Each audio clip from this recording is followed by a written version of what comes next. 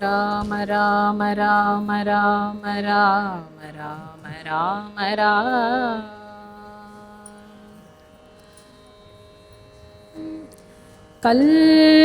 கல்யாண ராமா ராம கல்யாண ராமா ராம கல்யாண ராமா ராம கல்யாண ராமா ரகுராம ராம கல்யாண ராமா ரகுராம ராம கல்யாண ராமா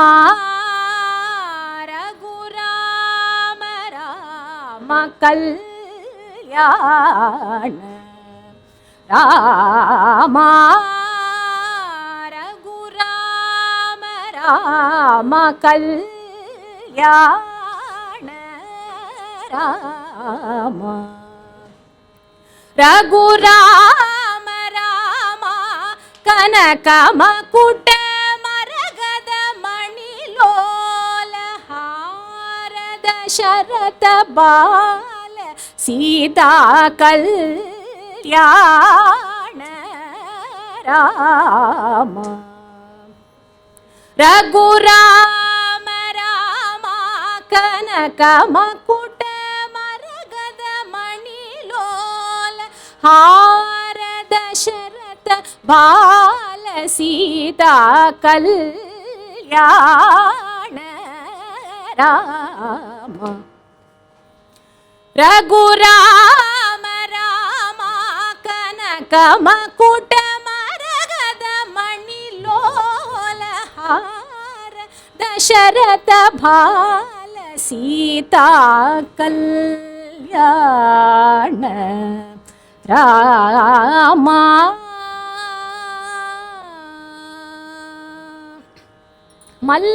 ಮಲ್ಲಿಕಾದಿ ಸುಗಂಧ ಮಯನವ ಮಲ್ಲಿಕಾದಿ ಸುಗಂಧ ಮಯನವ ಮಲ್ಲಿಕಾದಿ ಸುಗಂಧ ಮಯನವನವ ಮಲ್ಲಿಕಾದಿ ಸುಗಂಧ ಮಯನವನವನವ ಮಲ್ಲಿಕಾದಿ ಸುಗಂಧ ಮಯನವನವನವ ಮಲ್ಲಿಕಾದಿ ಸುಗಂಧ ಮಯನವ ನವ ನವ ಮಲ್ಲಿಕಾದಿ ಸುಗಂಧ ಮಯನವ ಮಾಲಿಕಾ ಅತಿ ಶೋಭಿತ ಗಲೇನ ಮಲ್ಲಿಕಾದಿ ಸುಗಂಧ ಮಯನವ ಮಾಲಿಕಾ ಅತಿ ಶೋಭಿತ ಗಲೇನ ಉಲ್ಲಾಸ ಪರಿಶೀಲನ ಚಾಮರ ಉಭಯ ಪಾರ್ಶ್ವೇ ಕುಂಡಲ ಕೇಲನ ಉಲ್ಲಾಸ ಪರಿಶೀಲನ ಚಾಮರ ಉಭಯ ಪಾರ್ಶ್ವೇನ ಕುಂಡಲ ಕೇಲನ ಕಲ್ಯಾಣ ರಾಮ ರಘುರಾಮ ರಾಮ ಕನಕ ಮಕುಟ ಮರಗದ ಮಣಿಲೋಲ ಹಾರ ದಶರಥ ಭಾಲ ಸೀತಾ ಕಲ್ಯಾಣ ರಾಮ ಆಗದ ಸುರವರ ಮುನಿಗಣ ಸಜ್ಜನ ಅಗಣಿತ ಜನಗಣ ಘೋಷಿತ ಮಂಗಳ ಆಗದ ಸುರವರ ಮುನಿಗಣ ಸಜ್ಜನ ಅಗಣಿತ ಜನಗಣ ಘೋಷಿತ ಮಂಗಳ ಆಗದ ಸುರವರ ಮುನಿಗಣ ಸಜ್ಜನ ಅಗಣಿತ ಜನಗಣ ಘೋಷಿತ ಮಂಗಳ ರಾಘವ ಮಂಗಳ ರಾಘವ ಮಂಗಳ ರಾಘವ ಘೋಷಿತ ಮಂಗಳ ರಾಘವ ಅಗಣಿತ ಜನಗಣ ಘೋಷಿತ ಮಂಗಳ ರಾಘವ ರಾಮ ರಘುರಾಮ ರಾಮ ರಾಘವ ರಾಮ ರಘುರಾಮ ರಾಮ ರಾಘವ ರಾಮ ರಘುರಾಮ ರಾಮ ಜನಕ ಜಾರಮಣ ಮನೋಹರ ಸೀತಾ ಕಲ್ಯಾಣ ರಾಮ ರಘುರಾಮ ರಾಮ ಕನಕ ಮಕುಟ ಮರಗದ ಮಣಿಲೋಲ ಹಾರ ದಶರಥ ಭಾಲ ಸೀತಾ ಕಲ್ಯಾಣ ರಾಮ ರಾಮ.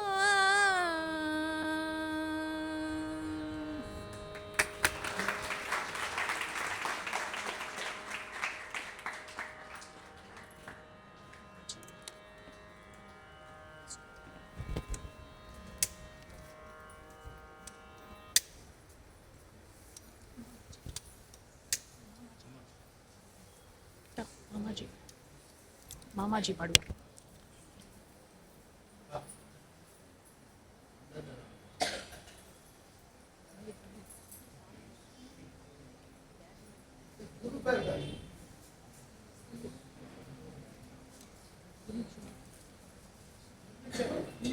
ಮಾಮ ಮಾಮ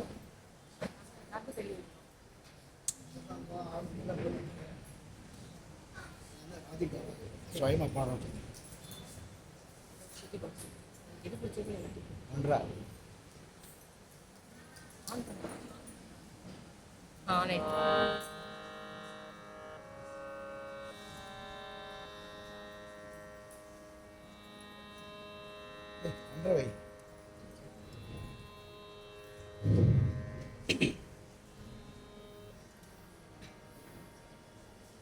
C++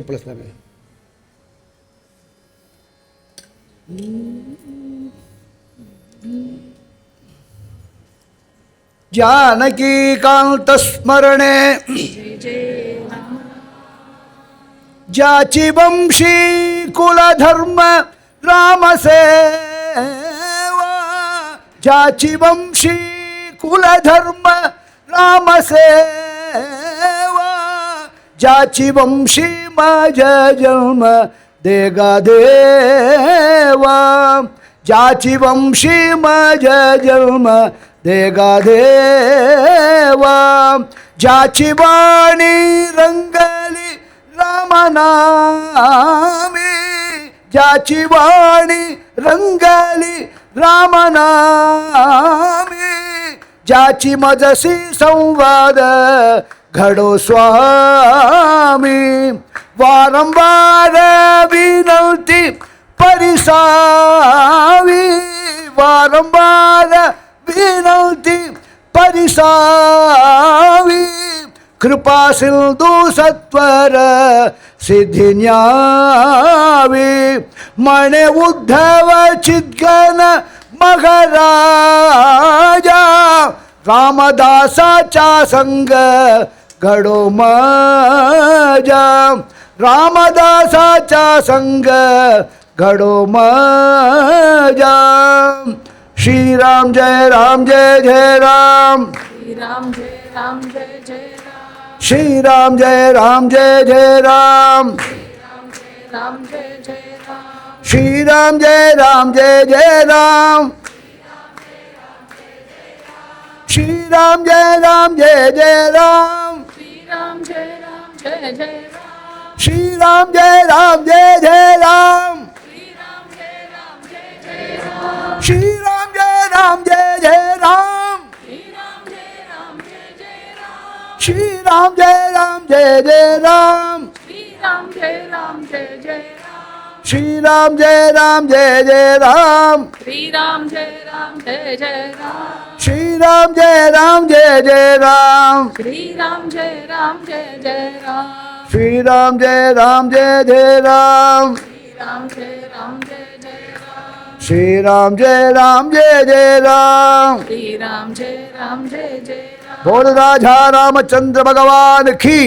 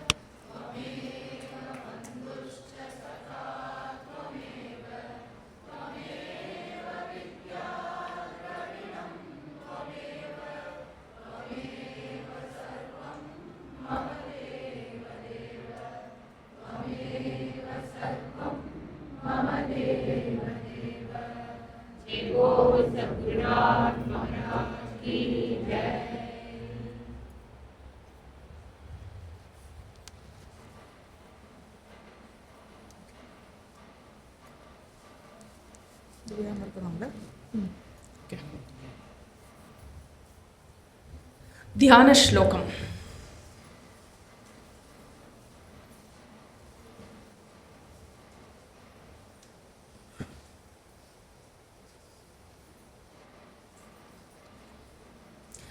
ओम शुक्लांबरधरं विष्णुं शशिवर्णं चतुर्भुजं प्रसन्नवदनं ध्यायेत् सर्वविघ्नोपशान्तये.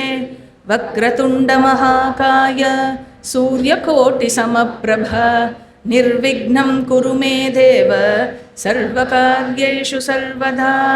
नारायणं नमस्कृत्य नरं चैव नरोत्तमं देवीं सरस्वतीं व्यासं ततो जयमुदीरयेत्. सच्चिदानन्दरूपाय कृष्णाय क्लिष्टकारिणे नमो वेदान्तवेद्याय गुरवे बुद्धिसाक्षिणे. मूकं करोति वाचालं पङ्गुं लङ्घयते गिरिं परमानन्दमाधवम्. अचतुर्वदनो ब्रह्मा अभाललोचनः शम्भुः भगवान् बादरायणः. कृष्णद्वैपायनं व्यासं सर्वलोकहिते रतं वेदाब्जभास्करं वन्दे शमादिनिलयं मुनिं. व्यासाय विष्णुरूपाय व्यासरूपाय विष्णवे नमो वै ब्रह्मनिधये वासिष्ठाय नमो नमः. सदाशिवसमारम्भां शङ्कराचार्यमध्यमाम् अस्मदाचार्यपर्यन्तां वन्दे गुरुपरम्परां. महाभारतमाख्यानं कृतं व्यासेन धीमता नारायणेन प्रोक्तं हि तत्सर्वं मुक्तिमिच्छता. ஓம். அனைவருக்கும் ஸ்ரீராம நவமி நன்னாள் நமஸ்காரங்கள். ஸ்ரேயப்பதியாகிய பகவான் ஓம் ஸ்ரேயப்பதியாகிய பகவான் ராமோ விக்கிரகவான் தர்மஹா என்று தர்மத்தினுடைய விக்கிரகமாக அவதரித்த மங்களம் பொருந்திய ஸ்ரீராம நவமி அன்று அதர்மம் அகன்று தர்மம் தழைத்தோங்கி சம்ஸ்தாபனமாகி முடிசூட்டப்படும் ராஜசூய பர்வத்திற்குள் பிரவேசிப்போமாக. மகாபாரதத்தினுடைய இரண்டாவது பருவமான சபா பருவத்தில் இருக்கிறோம். இதில் 10 உபபருவங்கள் இருக்கின்றன. 81 அத்தியாயங்களும் 2700க்கும் மேற்பட்ட ஸ்லோகங்கள் இருக்கின்றன. தாட்சிணாத்திய பின்னடைவுகளையும் சேர்த்து கொண்டோமேயானால் 4000க்கும் மேற்பட்ட ஸ்லோகங்களை பார்த்து முடிப்போம் சபா பருவத்தை முடிக்கும் பொழுது. அதில் 10 உபபருவங்களில் எத்தனை உபபருவங்கள் முடித்திருக்கிறோம் கடந்த வகுப்போடு அப்படின்னா 5 உபபருவங்களை முடித்திருக்கிறோம். சபாக்ரியா பருவம், லோகபால சபாக்கியான பருவம், ராஜசூயாரம்ப பருவம், ஜராசந்தவத பருவம், திக்விஜய பருவம் அப்படின்னு 5 உபபருவங்களை முடித்துள்ளோம். 81 அத்தியாயத்தில் 32 அத்தியாயங்களை முடித்துள்ளோம். 6வது உபபருவம் ராஜசூய பருவம். இதில் 3 அத்தியாயங்கள் இருக்குது. 33 to 35, 33, 34, 35, மொத்தம் 99 ஸ்லோகங்கள் இருக்குது.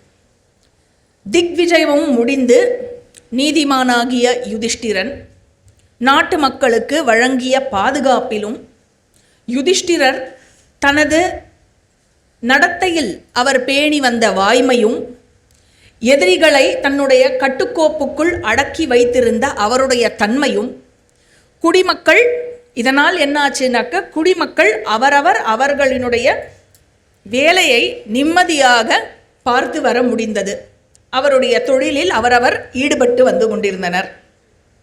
நியாயமான வரிகள் விதிக்கப்பட்டிருப்பதால் யுதிஷ்டிரனுடைய ஆட்சியில் மக்கள் விரும்பியவாறே மேகங்கள் அதிகமான மழையை பொழிந்ததாம். நாடும் செழிப்படைந்தது. அனைத்து தொழில்களும் செழிப்படைந்தது. குறிப்பாக கால்நடை வளர்த்தல், உழவு, அப்புறம் வணிகம். கால்நடை வளர்த்தல் அப்படின்னா கேட்டில் ரியரிங், உழவு தொழில் அப்படின்னாக்க அக்ரிகல்ச்சர், அதுக்கப்புறம் வணிகம் அப்படின்னா ட்ரேட் அண்ட் காமர்ஸ். இதெல்லாம் செழிப்படைந்தது. யுதிஷ்டிரனுடைய ஆட்சியில் வைஷம்பாயனர் சொல்கிறார், கள்வரும் வஞ்சகர்களும் கூட தங்களுக்குள் பொய் பேசிக்கொள்ளவில்லையாம். அப்படின்னா என்ன அர்த்தம்? கள்வர்கள் வஞ்சகர்கள்னு உண்மையிலேயே யாரும் இல்லை. வறட்சியோ பெரு வெள்ளமோ தொற்று நோயோ அல்லது அகால மரணமோ யாருக்கும் ஏற்படவே இல்லை. தொண்டுகளுக்காகவும் வழிபாடுகளுக்காகவும் ஏழ்மையை உண்டாக்காதபடி வசூலிக்கப்பட்ட வரிகளுக்காக, கப்பத்திற்காக மட்டுமே எல்லா மன்னர்களும் யுதிஷ்டிரனை அணுகினார்கள். யுதிஷ்டிரனினுடைய கருவூலம் முழுவதும் அறம் சார்ந்த ஈட்டப்பட்ட செல்வமே குவியலாக நிறைந்திருந்தது. 100 வருடங்களுக்கு தொடர்ச்சியாக செலவு செய்து கொண்டிருந்தே இருந்தால் கூட அந்த செல்வங்கள் வற்றாத அளவிற்கு குவியலாக குவிந்திருந்ததாம். யுதிஷ்டிரர் வேள்வியை செய்வதில் தன்னுடைய இதயத்தை செலுத்தி வந்தார். அவரது அதிகாரிகளும் நண்பர்களும் ஆலோசகர்களும் அமைச்சர்களும் யுதிஷ்டிரர்கிட்ட சேர்ந்தும் தனித்தனியாகவும் என்ன சொன்னான்னா, வேள்விக்கான நேரம் வந்துவிட்டது, காலம் கரைக்காமல் அனைத்து ஏற்பாடுகளையும் செய்வாயாக என்று ஆலோசனை வழங்கினார்கள். இவ்வாறு இவர்கள் பேசிக்கொண்டிருக்கும் பொழுது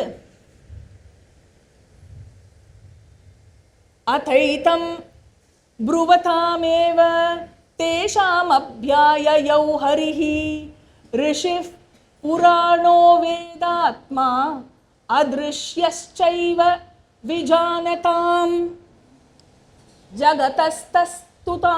ஜகதஸ்தஸ்துஷாம் ஸ்ரேஷ்டः பிரபவశ్చాప్యయశ్చः பூதபவ்யபவன்னாதः கேசவ கேசிசூதனः. இவ்வாறு இவர்கள் பேசிக்கொண்டிருக்கும் பொழுது எங்கும் எதிலும் இருப்பவனும் பழமையானவனும் வேதங்களின் ஆன்மாவாக விளங்குபவனும் ஞானம் உள்ளவர்களால் விவரிக்கப்படும்படியான ஒப்பற்றவனும் அண்டத்தில் நிலைத்திருக்கும் இருப்புகளின் முதன்மையானவனும் அனைத்து பொருட்களும் எதில் அனைத்து பொருட்களின் உற்பத்தி ஸ்தலமாகவும் அனைத்து பொருட்களும் இறுதியாக எங்கு கரையுமோ அந்த ஸ்தானமானவனும்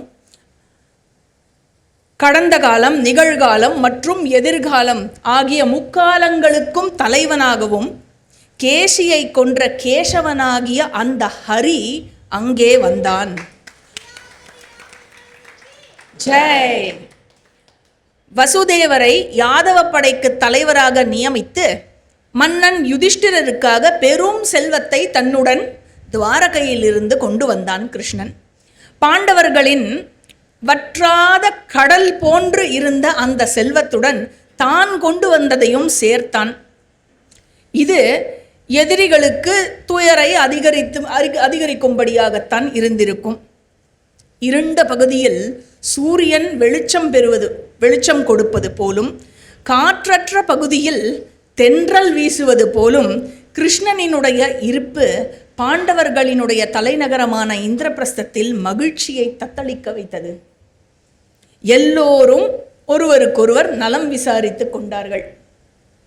தௌமியர், வியாசர், மற்ற வேள்வி புரோகிதர்கள், பீமன், அர்ஜுனன், நகுலன், சகதேவன் இவர்களுடன் சேர்ந்து யுதிஷ்டிரன் கிருஷ்ணரிடம் ஒரு அறையில் அமர்ந்து கொண்டு பேசினான்.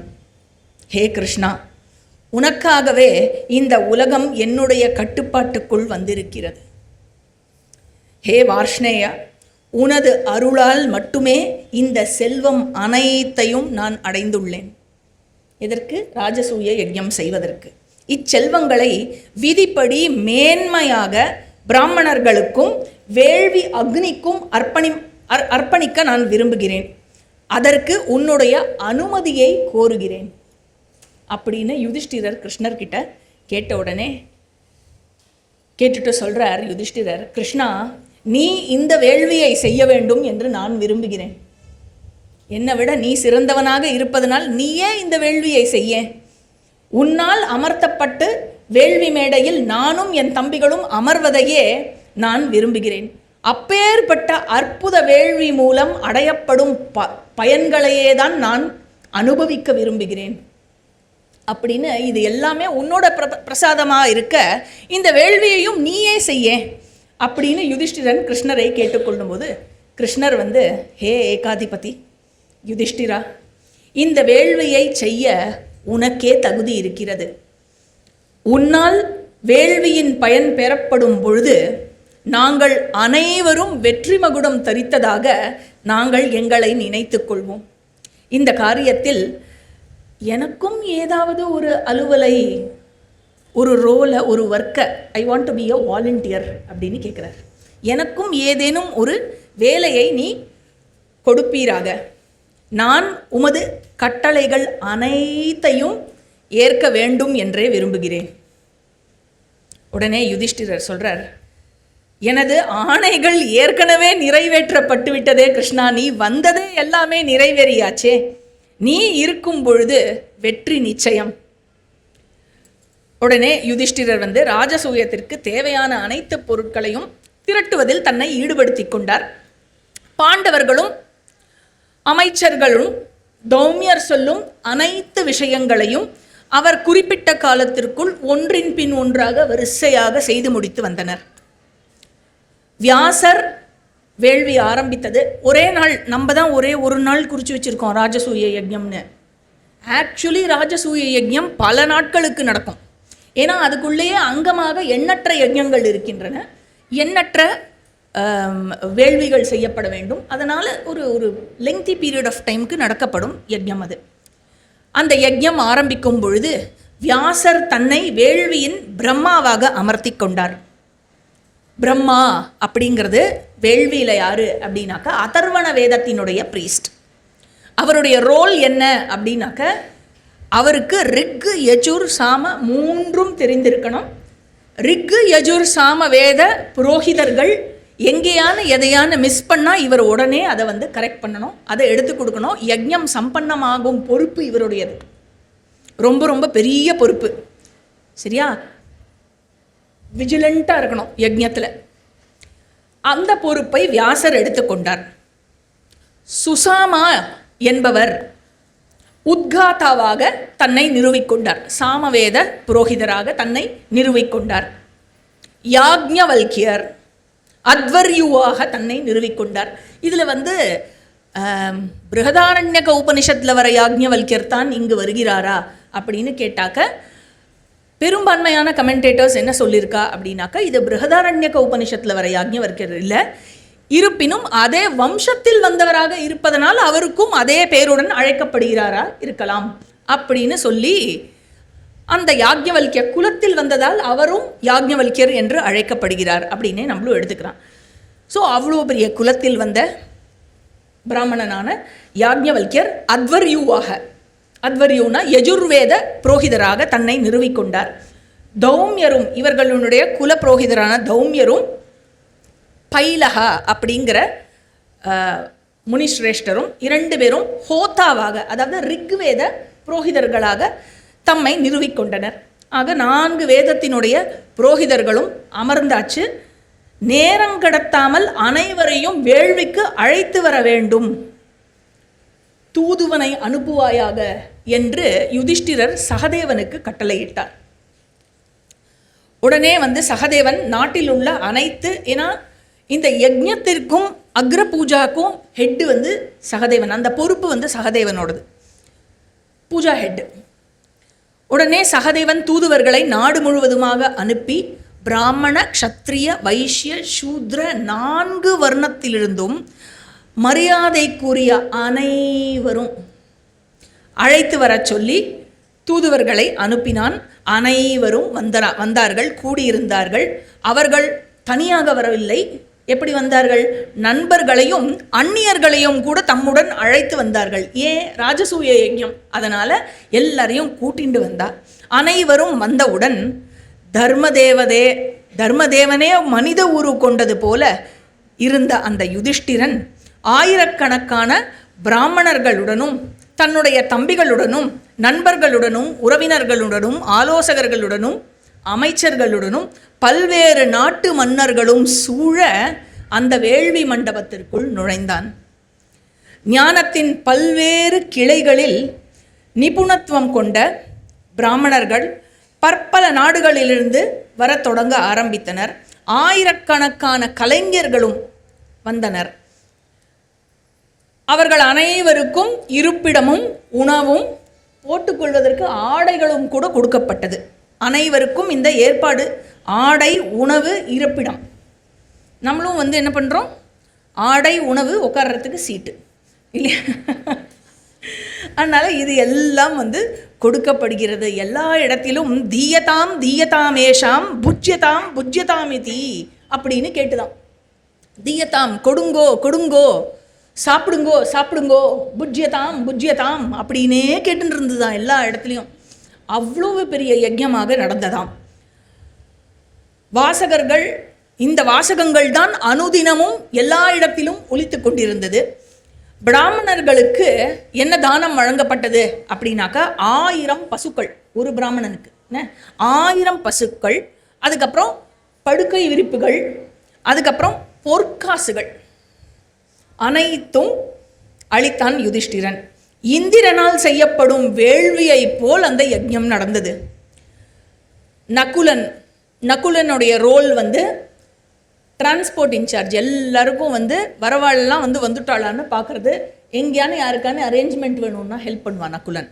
ஸோ நகுலன் ஹஸ்தினாபுரம் சென்று, ஆத்து பெரிவாள்லாம் இருக்கா இல்லையா, அவள் எல்லாரையும் கூட்டின்னு வந்தது நகுலன். ஹஸ்தினாபுரம் சென்று பீஷ்மர், திருதராஷ்டிரன் அனைவரையும், விதுரர் அனைவரையும் அழைத்து கொண்டு வந்தான். அனைவரும் மிகுந்த மகிழ்ச்சி நிறைந்த இதயத்துடன் வேள்விக்கு வந்தார்கள்.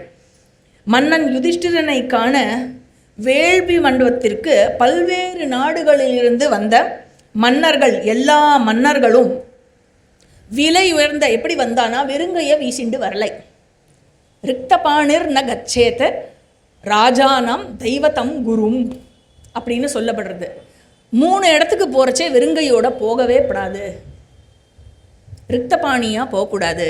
எங்கன்னா ராஜாவை பார்க்க போகிறச்சே வெறுங்கையாக போகக்கூடாது, கோவிலுக்கு போகிறச்சே வெறுங்கையோடு போகக்கூடாது, உங்கள் குருவை பார்க்க போகிறச்சே வெறுங்கையோடு போகக்கூடாது அப்படின்னு சொல்லப்படுறது. ஆக இந்த மன்னர்கள் எல்லோரும் சாம்ராட்டை பார்க்க போகிறா இல்லையா, மாமன்னனை பார்க்க செல்கிறார்கள். அதனால் வெறுங்கையோட, ஏற்கனவே கப்பெல்லாம் கட்டியாச்சு, இருந்தாலும் வெறுங்கையோட செல்லக்கூடாதுன்னு பெரும் நகை குவியலை எடுத்துட்டு வந்தாளாம். எல்லாம் நகை பொண்ணு வந்திருக்கேன்னா வெறுங்கையோட வரலையா, வெறும் கழுத்தோடு வரலையா, அதனால் பெரும் நகை குவியலை எடுத்துக்கொண்டு வந்தார்கள். திருதராஷ்டிரன், பீஷ்மர், விதுரர், கிருபர், துரோணர், துரியோதனாதியர்கள் எல்லா தம்பிகளும், அப்புறம் சுபலனினுடைய மகன் சகுனியும், கர்ணன், பாஹ்லிகன், சோமதத்தன், பூரிஸ்ரவஸ், அஸ்வத்தாமா, ஜெயத்ரத, யக்ஞசேனன் என்ற துருபதன் அவனுடைய மகன்களுடன், ஷல்யன், பகதத்தன், பல பல பல, the list goes on, பல பல பல பல மன்னர்கள், இவர்கள் எல்லோரும் அங்கே வந்தார்கள். சிசுபாலன் தன் மகனுடன் வந்தான். அந்த அவை பல விலையுயர்ந்த பொருட்களால் அலங்கரிக்கப்பட்டிருந்தது. அந்த மாளிகை எப்படி இருந்ததென்றால் இமயமலையின் சிகரத்தை போல் இருந்தது. பல ஏகாதிபதிகளும், 10 சதஸ்யர்கள்னா வேள்வி நடத்தும் புரோகிதர்கள், அவர்களாலும் சூழப்பட்டு பிராமணர்களுக்கு பெரும் பரிசுகள் வழங்கப்படும் அந்த வேள்வி. அனைவரும் அந்த வேள்வியை கண்டார்கள். ஹே மன்னா ஜனமேஜயா, யார் சொல்றா? வைஷம்பாயனர். தேவர்களால் நிறைந்த விண்ணுலகம் போல் அந்த வேள்வி மண்டபம் காட்சியளித்தது. பீஷ்மரையும் துரோணரையும் வணங்கினான் யுதிஷ்டிரன். யுதிஷ்டிரர் உடனே பீஷ்மர்கிட்டையும் துரோணர்கிட்டையும் சொல்றான், இங்கே இருக்கும் செல்வம் அனைத்தும் உங்களுடையதே. நீங்கள் ஒருவருக்கொருவர் ஆலோசித்து நீங்கள் விரும்பியபடி என்னை வழி நடத்துங்கள் அப்படின்னு யுதிஷ்டிரர் பீஷ்மர்கிட்டையும் துரோணர்கிட்டையும் சொன்னார். அதுக்கப்புறம் ஒவ்வொருத்தருக்கா டிபார்ட்மெண்ட்டு ஒதுக்கப்பட்டது, ஒர்க் அலோகேஷன் நியமிக்கப்பட்டது. துஷாசனன் என்ன செய்ய வேண்டும் அப்படின்னாக்க, ஃபுட் அண்ட் என்டர்டெயின்மெண்ட் ரிலேட்டடாக இருக்கிற விஷயங்கள் எல்லாம் எங்கேருந்து ப்ரொக்யூர் பண்ணணுமோ ஃபுட்டு டிபார்ட்மெண்ட் அண்ட் என்டர்டெயின்மெண்ட் டிபார்ட்மெண்ட்டோட கோஆர்டினேட் பண்ணி அந்த ப்ரொக்யூர்மெண்ட்டுக்கான ஏற்பாடுகளை செய்ய வேண்டும். அஸ்வத்தாமா பிராமணர்களுக்கு பணிவிடை செய்ய வேண்டும். பீஷ்மரும் துரோணரும் இதுவரை என்ன நடந்தது, எது இனி நடக்க வேண்டும் என்று கவனித்து அந்த பொறுப்பை அவர்கள் நியமிக்கப்பட்டனர். கிருபாச்சாரியர் என்ன செய்தார் அப்படின்னாக்க, தங்கம், ரத்தினங்கள், அப்புறம் வந்த மன்னர்களுக்கெல்லாம் பரிசளிப்பது, பிராமணர்களுக்கெல்லாம் வந்தவா எல்லாருக்கும் ஃபெலிசிட்டேஷன், அதில் நியமிக்கப்பட்டார் கிருபாச்சாரியர். நகுலன் பெரியோர்களை அழைத்து வரும் பணி. அவனால் அழைத்து வரப்பட்ட பெரியோர்கள் பாஹ்லிகர், திருதராஷ்டிரர், சோமதத்தர், இவா எல்லாரும் பல பல பல பல வேள்விகள் செய்யப்பட்ட பொழுது ஒவ்வொரு வேள்விக்கும் இவர்களே எஜமானனாக நிறுவப்பட்டார்கள். விதுரன் செல்வங்களை கவனித்து கொண்டார். துரியோதனன் மன்னர்களிடம் இருந்து வந்த கப்பத்தை ரிசீவ் பண்ணி விதுரர்கிட்ட ஒப்படைக்கணும், செலவு பண்ணுறதுக்கு இல்லையா. துரியோதனன் அந்த வேலையை எடுத்துக்கொண்டான். எவன் உலகத்தின் மையமாக இருக்கிறானோ, எவனை சுற்றி அனைத்து உலகமும் நகர்ந்து கொண்டிருக்கிறதோ, அந்த கிருஷ்ணன் தனது சுய விருப்பத்தின் காரணமாக வந்திருக்கும் பிராமணர்களின் கால்களை கழுவும் பணியை ஏற்றுக்கொண்டான். இந்த இடத்துல ஒரு பக்தி வெர்ஷன் இருக்கு. அந்த வெர்ஷன் படி என்னன்னா, கிருஷ்ணர் அவளோட சப்பல் எல்லாத்தையும் எடுத்து தொடச்சு அடுக்கி வச்சார் அப்படின்னு. இது ஏற்றுக்கொள்ளப்படுகிறது இந்த வெர்ஷன். ஏன்னா கால அலம்பர பணியை எடுத்துட்டவர் சப்பலை கழட்டி இருக்க மாட்டாரா, கழட்டி தொடச்சி வச்சு திருப்பி அதெல்லாம் பார்த்துட்டு இருக்க மாட்டாரா, அதனால் அது ஏற்கப்படுகிறது அந்த வெர்ஷன். வந்தவர்கள் அனைவரும் பெரும் நகை குவியலை பரிசாக கொண்டு வந்து யுதிஷ்டிரரை கௌரவித்தார்கள். சரியாக கேட்கவில்லையோ? வந்தவர்கள் அனைவரும் பெரும் நகை குவியலை, தங்கம்ன நம்ம ஊரில் நகை, ஆர்னமெண்ட்ஸ், ஜுவல்லரி அப்படின்னாலே கோல்டு தான். சில்வர் டிப்பு கூட கிடையவே கிடையாது. அப்படின்னா என்னன்னே தெரியாது. ஏன்னா நம்ம காசு கொடுத்து கோல்டு வாங்கினதில்லை, காசே கோல்டு தான் நமக்கு. கரன்சியே கோல்டில் தான் இருந்தது. சரியா? அதனால் அவ்வளவு சோனே கே சிடியா அப்படின்னு சொல்லியிருக்கு இல்லையா. அப்படிப்பட்ட செல்வம் கொழிக்கும் பூமியாக இருந்தது. லக்ஷ்மி கடாட்சம் பொருந்திய பூமி இது. அதனால் வந்தவர்கள் அனைவரும் நகை குவியலை பரிசாக கொண்டு வந்து யுதிஷ்டிரரை கௌரவித்தார்கள். அந்த பானை போருமான்னு தெரியல, ஏன்னா எல்லாரும் கொடுத்துட்டு போனா இல்லையா. போறலைன்னா சொல்லுங்க, பெரிய பானையை ஏற்பாடு பண்ணிடுவோம். அவர்கள் அனைவரும் கொண்டு வந்த நகை இருக்குல்ல, தன்னுடைய செல்வத்தின் ஒரு பங்கை யுதிஷ்டிரருக்கு கொடுத்த அம்மன்னர்கள் 1000 ரூபாய் கொடுக்கல. ஓகே, அதாவது 1000 ரூபாய்னா எப்படி? பேங்க்கில் 10 லட்சம் ரூபா வச்சுட்டு 1000 ரூபாய் கொடுக்கல. தன்னுடைய மொத்த செல்வத்தின் சொத்துல ஒரு பங்கு, சொத்துல ஒரு பங்கை எடுத்துக்கொண்டு, மேபி ஒரு டாக்குமெண்ட்டே கொடுத்துட்டாலும் இருக்கும், சொத்துல ஒரு பங்கை எடுத்துன்னு மன்னனுக்காக அர்ப்பணித்தார்கள். அப்புறம் அவ்வாறு அர்ப்பணித்த அந்த மன்னர்கள் தாம் கொடுத்த இந்த செல்வத்தாலேயே இந்த யஜ்ஞம் சம்பன்னமானதாக நினைத்த ஒரு நிறைவுடன், அப்பா நன்னா பண்ணிட்டோம், நம்ம நன்னா கொடுத்துருக்கோம் யஜ்ஞத்துக்கு, யஜ்ஞம் சம்பன்னமாக எடுத்து நம்ம கொடுத்ததில்லைங்கிற திருப்தியோடு இருந்தார்கள். பிராமணர்களுக்கு நிறைந்த செல்வங்களை பரிசளிக்கும் அந்த வேள்வியானது தொடங்கியது. என்னென்னலாம் கொடுத்தா அப்படின்னா, அபரிமிதமான தானியங்கள், உணவுப் பொருட்கள், செல்வங்கள் இதெல்லாம் காணிக்கையாக கொடுக்கப்பட்டது. நன்கு அறிந்த முனிவர்களால் இடாஹோமமும் ஆஜ்ய ஹோமமும் செய்யப்பட்டது. இடாஹோமம் அப்படிங்கிறது அந்த ஃபுட்டு விஷயத்தை அக்னிக்கு இட்டு ஹோமம் பண்ணுறது. ஆஜ்ய ஹோமம்ங்கிறது, ஆஜ்யம்னா நெய், தெளிந்த நெய்யை விட்டு ஹோமம் பண்ணுறது. ஞாயிற்றுக்கிழமை அன்னைக்கு கார்த்தால நம்மளோட ராஜசூய யஜ்ஞம் சாயங்காலம், ப்ரோக்ராம் சாயங்காலம். ஞாயிற்றுக்கிழமை அன்னைக்கு கார்த்தால வித்யாரண்யா ஹாலில் இடாஹோமமும் ஆஜ்ய ஹோமமும் ஏற்பாடு பண்ணியிருக்கோம். பல பல சோமயாகங்கள் செய்யப்பட்டது. நம்மளால் அதை பண்ண முடியாட்டியும் எங்கெல்லாம் சோமயாகம் நடக்கிறதோ அதெல்லாம் இந்த ராஜசூய யஜ்ஞத்தின் பொருட்டே நடக்கிறது அப்படின்னு நம்ம மனசில் நினச்சிக்கலாம். இதோட சேர்த்து சோமயாகம் செய்யும் ஒரு பிராமணருக்கு நம்ம ஒரு கான்ட்ரிபியூஷன் நம்மளால் முடிஞ்சதை அந்த தருணத்தில் நம்ம பண்ண இருக்கோம். ஸோ ஏன்னா அந்த என்னென்னலாம் அம்சங்கள் இன்னைக்கு நம்மளால் பண்ண முடியுமோ, பார்ட்டேக் பண்ணிக்க முடியுமோ, ஏன்னா இங்கே யாரும் ராஜா கிடையாது நம்ம அதை எடுத்து நடத்துறதுக்கு. ஆனால் என்னென்னலாம் அம்சங்களில் தானம் கொடுக்கப்பட்டதோ அந்தந்த விஷயத்தை நம்ம இந்த ஆப்பர்ச்சுனிட்டியை யூஸ் பண்ணி செலிப்ரேட் பண்ணுறோம். அதனால் 4 வகை மனிதர்கள், அதாவது 4 வர்ணத்தாரும் வேள்வி பரிசுகளையும் வேள்வி பரிசுகளாலும் கொடுக்கப்பட்ட உணவாலும் பெரும் திருப்தி அடைந்தார்கள். பாருங்களேன், எங்கே யான்னு காஸ்ட் டிஸ்கிரிமினேஷன் இருக்கா? இவாளை தான் கூப்பிட்டோம், அவளெல்லாம் கூப்பிடல, இவாளுக்கு தான் பரிசு, இவாளுக்கெல்லாம் பரிசு இல்லை, இவாளுக்கு தான் சாப்பாடு, இவாளுக்கெல்லாம் சாப்பாடு இல்லை, அந்த மாதிரி தான் இருக்கா? எங்கேயுமே நானும் தேடி தேடி பார்க்குறேன், மகாபாரதத்தில் எங்கேயுமே எந்த டிஸ்கிரிமினேஷனும் இல்லை. அதனால் நாமும் வருவோர் அனைவருக்கும் எந்த பேதமும் இன்றி பரிசும் அளிக்க போகிறோம், வயரால் உணவும் அளிக்க போகிறோம். அப்படி தான் பிளான் பண்ணிட்டு வந்திருக்கோம். இதோட ராஜசூய பருவம் என்ற 6வது உபபருவம் முடிவடைகிறது. 7வது உபபருவம் அர்காபிஹரண பருவம். இதுவும் ராஜசூயத்தோட ஒரு பாட்டு தான். ராஜசூய கட்டம் தான் 3மே.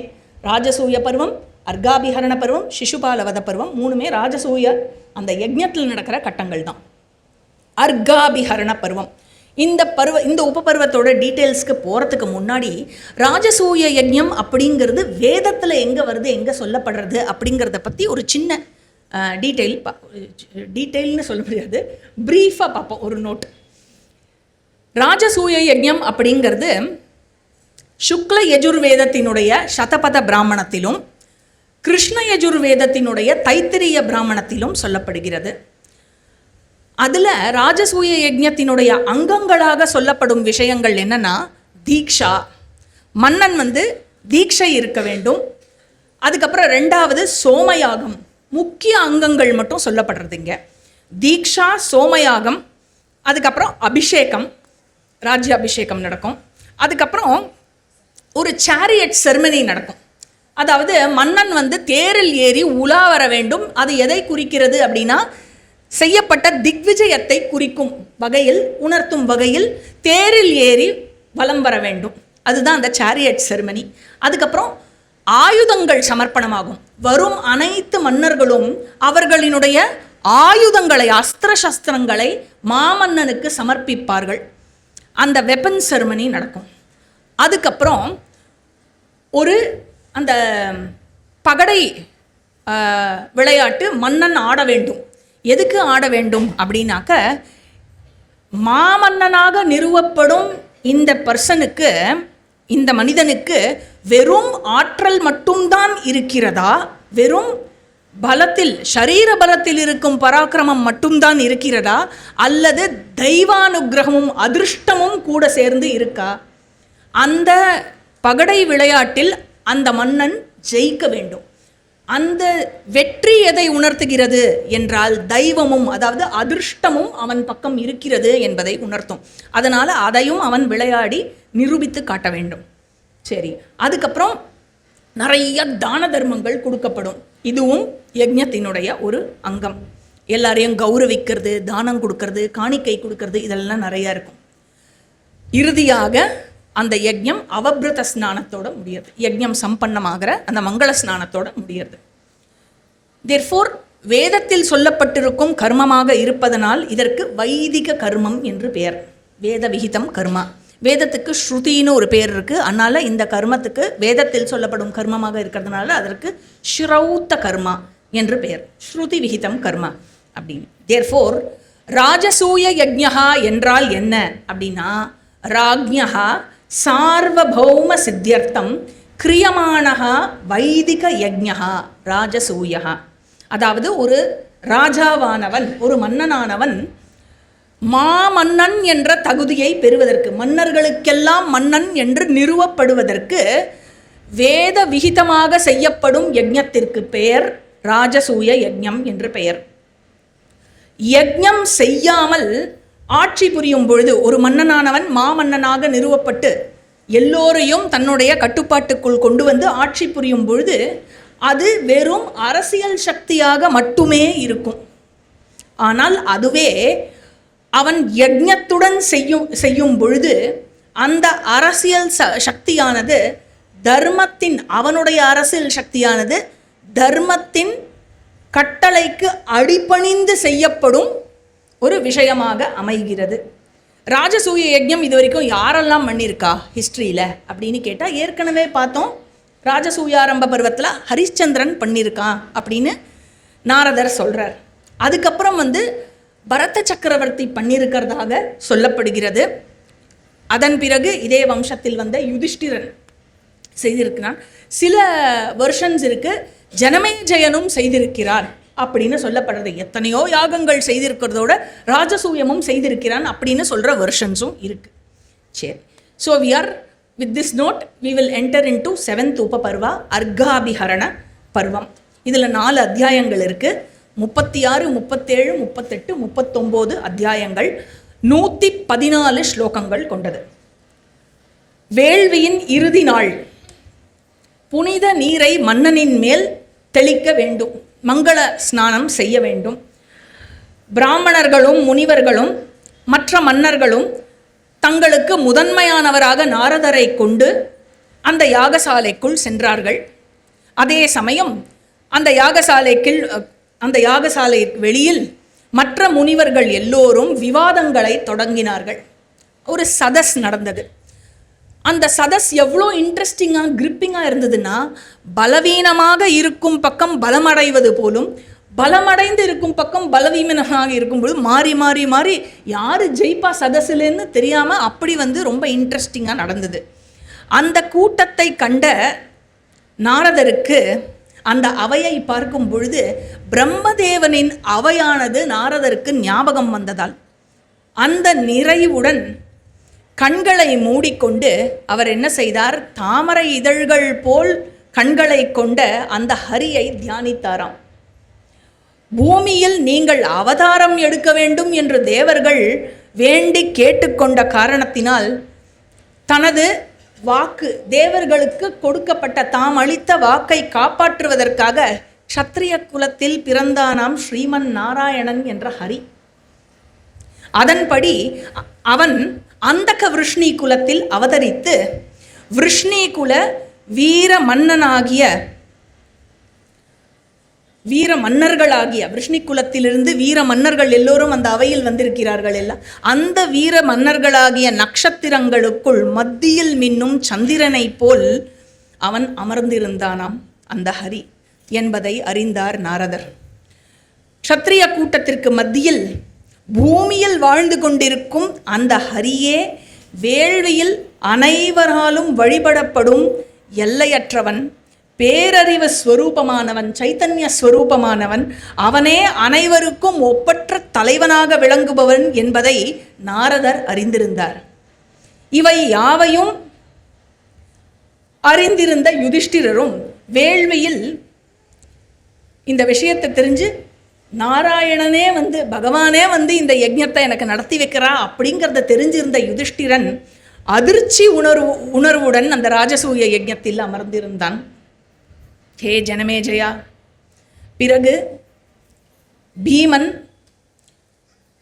பீஷ்மர் யுதிஷ்டிரரிடம் பின்வருமாறு சொன்னார். என்ன சொன்னார்?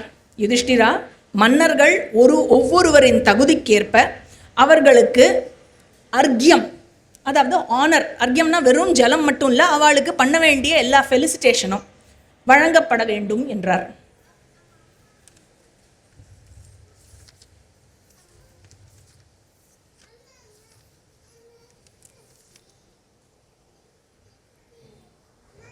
ஆச்சார்யம் ருத்விஜம் சைவ சம்யுஜம் ச யுதிஷ்டிர ஸ்நாதகம் ச பிரியம் பிராஹுஹு ஷடர்க்யார்ஹான் நிருபம் ததா.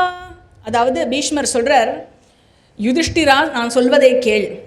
ஆச்சாரியர் அல்லது குரு, வேள்வி புரோகிதர், உறவினர், ஸ்நாதகர். ஸ்நாதகர் யாரு? ஸ்நாதக பிராமணன், சமாவர்த்தனம் பண்ணி முடிச்சு குருகுலத்திலேருந்து வெளில வந்த பிராமணன், நண்பர், மன்னர் ஆகிய 6 பேரும் அர்க்யம் பெறுவதற்கு தகுதியுடையவர்கள்.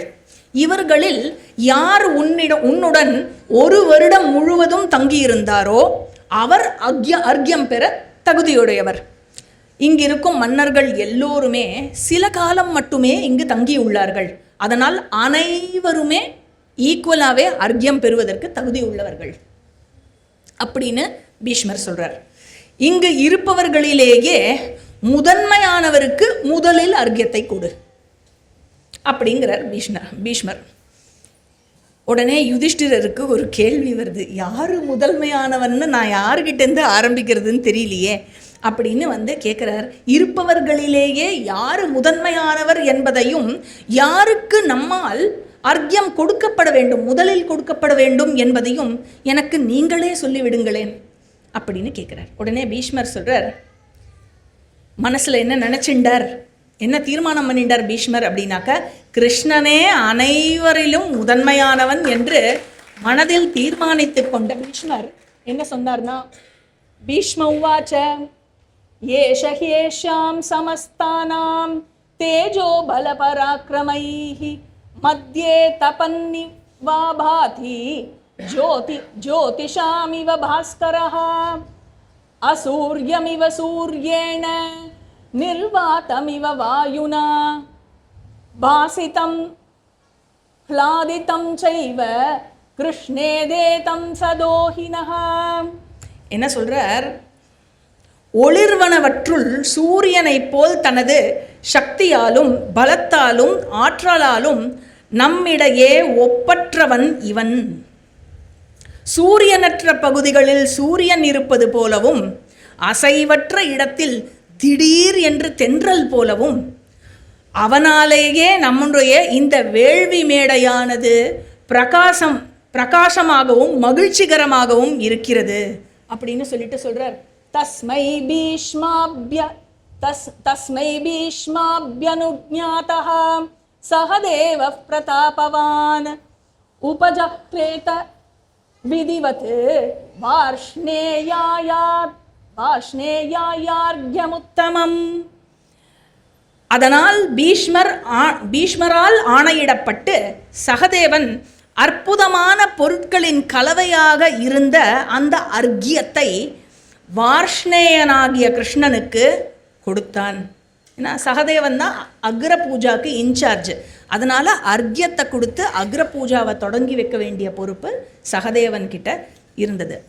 அக்ர பூஜானா முதல் மரியாதை பூஜை. கிருஷ்ணனும் முறைப்படி அந்த அர்க்யத்தை ஏற்றுக்கொண்டான். ஆனால் வாசுதேவ கிருஷ்ணனுக்கு கொடுக்கப்பட்ட இந்த வழிபாட்டை கண்ட சேதி நாட்டு மன்னன் சிசுபாலனால் கொஞ்சம் கூட பொறுத்து கொள்ள முடியவில்லை. அதனால் அவன் சபையின் மத்தியில் பீஷ்மரையும் யுதிஷ்டிரரையும் வசைபாடிய பிறகு கிருஷ்ணனை பழிக்கத் தொடங்கினான். சிசுபாலன் சொன்னான், பாண்டவர்களே, நீங்கள் குழந்தைகளாகவே இருக்கிறீர்கள். அறம் மிக நுட்பமானது, அதனால் நீங்கள் அதை அறியவில்லை. ரொம்ப சூக்ஷ்மமானது தர்மம், அதனால் பாவம் உங்களுக்கு தெரியலை. கங்கா புத்திரர் பீஷ்மரும் குறைந்த அறிவுடனேயே இருக்கிறார். அதனால்தான் அறவிதிகளை மீறி அவர் நடந்து கொண்டிருக்கிறார். ஹே பீஷ்மா, யாரு? சிசுபாலன். விநாசகாலே விபரீத புத்தி பேச தொடங்குறான். ஹே பீஷ்மா, உம்மை போல் அறம் மற்றும் ஒழுக்கத்தை அறிந்தும் இஷ்டப்படி நடப்பவர் நேர்மையானவர்கள் மற்றும் ஞானவான்களுக்கு மத்தியில் இருந்து விலக்கப்பட வேண்டியவர்கள். ஒரு மன்னனாக கூட இல்லாத இந்த தாசாரக குலத்தவன் மன்னர்களுக்கு மத்தியில் இந்த வழிபாட்டை எப்படி ஏற்கலாம்? மன்னன் கூட கிடையாது இந்த கிருஷ்ணன். அவன் எப்படி உங்களால் வழிபடப்படலாம்? ஒருவேளை கிருஷ்ணர், ஏன்னா அந்த 6 பேர் சொன்னார் இல்லையா, பீஷ்மர் அனௌன்ஸ் பண்ணார் இல்லையா, அதை வச்சு கேட்குறான், கிருஷ்ணர் இந்த கேட்டகரியில் எங்கே வராருன்னு கேட்குறான். எப்படி கேட்குறாருன்னா, ஒருவேளை கிருஷ்ணர் வயதில் மூத்தவர் என்று நீ கருதினால், இதோ வசுதேவர் இருக்கிறாரே, கிருஷ்ணருடைய தந்தையே இருக்கிறாரே, அவர் முன்னால் அந்த மகனுக்கு நீ எப்படி வழிபாடு நடத்தலாம்? பெரியவர் இருக்கானோ, அவரை விட்டுட்டு இவனுக்கு எப்படி நீ வழிபாடு கொடுக்கலாம்? ஒருவேளை கிருஷ்ணனை உன்னுடைய நலம் விரும்பியாக நீ கருதினால், துருபதன் இருக்கிறாரே, மாமனார் இருக்காரோனோ, அவரை விட்டுட்டு எதுக்கு கிருஷ்ணர்கிட்ட கொடுக்கணும்? ஒருவேளை குருவாக கருதினால், ஏனப்பா துரோணர் வந்திருக்கிறாரே, அவருக்கு கொடுக்கவில்லையா வழிபாட்டை? ஒருவேளை வேள்வி புரோகிதர் கூட அர்க்கியம் கொடுக்கலான்னு சொன்ன இல்லையா, ரித்விஜனாக நீ மதித்தாய் என்றால், எல்லாம் அறிந்த வியாசர் இருக்கும் பொழுது கிருஷ்ணனுக்கு என்ன வழிபாடு? அவ்வாறு இருக்கையில் நீ எப்படி இந்த கிருஷ்ணனை வழிபடலாம்? அஸ்வத்தாமன் இருக்கிறான், அனைத்து ஞானத்தின் கிளைகளும் அறிந்தவன். அவன் இருக்கும் பொழுது நீ கிருஷ்ணனை எப்படி வழிபடலாம்? மன்னனுக்கெல்லாம் மன்னனாக யாரு? துரியோதனன் இருக்கிறான்.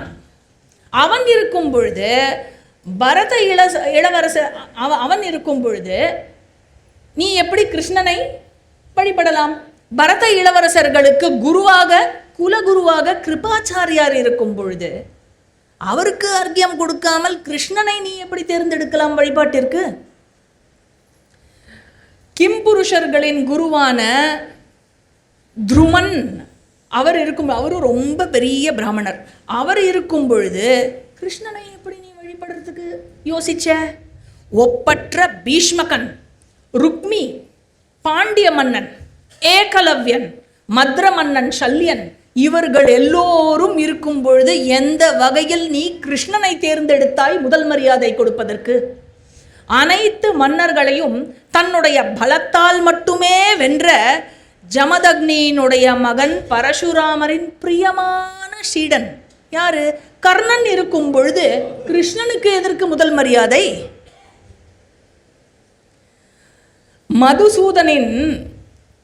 மதுசூதனின் வேள்வி புரோகிதன், மதுசூதனன் வேள்வி புரோகிதன் அல்ல. ஓகே, அவன் குரு அல்ல, அவன் மன்னனும் அல்ல. இவற்றையெல்லாம் அறிந்திருந்தும் ஹே யுதிஷ்டிரா, நீ எந்த லாபத்தை கருதி கிருஷ்ணனுக்கு முதல் மரியாதை செலுத்துகிறாய்? கிருஷ்ணனுக்குத்தான் முதல் மரியாதை செய்ய வேண்டும் என்பது உன்னுடைய விருப்பமாக இருந்தால் இத்தனை மன்னர்கள் அவர்களை இங்கே ஏன் அழைத்து வந்தாய்? அழைத்து வந்து ஏன் அவமதிக்கிறாய்? எங்கள் எல்லோருக்கும் இது அவமானமாக அல்லவோ இருக்கிறது. யுதிஷ்டிரர் மேல் அச்சத்தாலோ அல்லது லாப விருப்பம் கொண்டோ அல்லது சமாதானத்தால் நாங்கள் வெல்லப்பட்ட காரணத்தினாலோ நாங்கள் கப்பம் செலுத்தவில்லை. எதனால் கப்பம் செலுத்தினோம்? ஏகாதிபத்திய மாட்சிமைக்கு யுதிஷ்டிரன் அவனுக்கு விருப்பம் கொண்ட காரணத்தினால் அந்த அற நோக்கத்திற்காகவே நாங்கள் கொடுத்தோம். அப்படி இருந்தும் இந்த யுதிஷ்டிரன் எங்கள் அனைவரையும் அவமதித்து விட்டான். ஹே யுதிஷ்டிரா, நீ வேறு எந்த செயலால் எங்களை இவ்வளவு அவமதிக்க முடியும்? மேக்சிமம் பண்ணிட்ட அப்படிங்கிறான். திரண்டிருக்கும் மன்னர்களுக்கு மத்தியில் அரச லட்சணம் இல்லாத இந்த கிருஷ்ணனுக்கு முதல் மரியாதை வழங்கப்பட்டதை விட வேறு என்ன அவமானம் இருக்க வேண்டும் இந்த அவையில்? அதற்கான மதிப்பை சரியான காரணமே இல்லாமல், அறத்திற்கான மதிப்பை சரியான காரணமே இல்லாமல் இந்த யுதிஷ்டிரன் இப்படி செய்துள்ளான். அதனால் தகுதியற்ற ஒருவனுக்கு மரியாதை செய்து இந்த யுதிஷ்டிரன் அறத்தினுடைய அந்த ஸ்டேச்சர்லேருந்து விழுந்து விட்டான். இந்த இழிந்தவனாகிய கிருஷ்ணன் நியாயமற்ற முறையில் மன்னன் ஜராசந்தனை கொன்று இருக்கிறான்.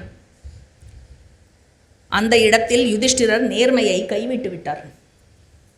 அர்க்யத்தை முதலில் கிருஷ்ணருக்கு கொடுத்து தனது அற்ப புத்தியை காட்டிவிட்டான் யுதிஷ்டிரன்.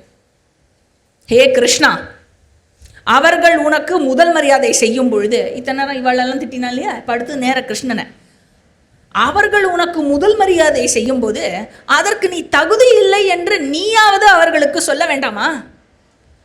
உனக்கு தகுதி இல்லாத போது அதை நீ ஏன் ஏற்றுக்கொண்டாய்? அப்புறம் சொல்றான் கிருஷ்ணரை பார்த்து, தூய்மையான நெய் கிடைத்த ஒரு நாய் அதை எப்படி தனிமையாக உண்பதை போல் உனக்கு தகுதி இல்லாததை நீ ஏற்றுக்கொண்டு பெரும் மரியாதை கிடைத்து விட்டதாக நினைத்து கொண்டிருக்கிறாய். யாருக்கிட்ட? கிருஷ்ணரை பார்த்து.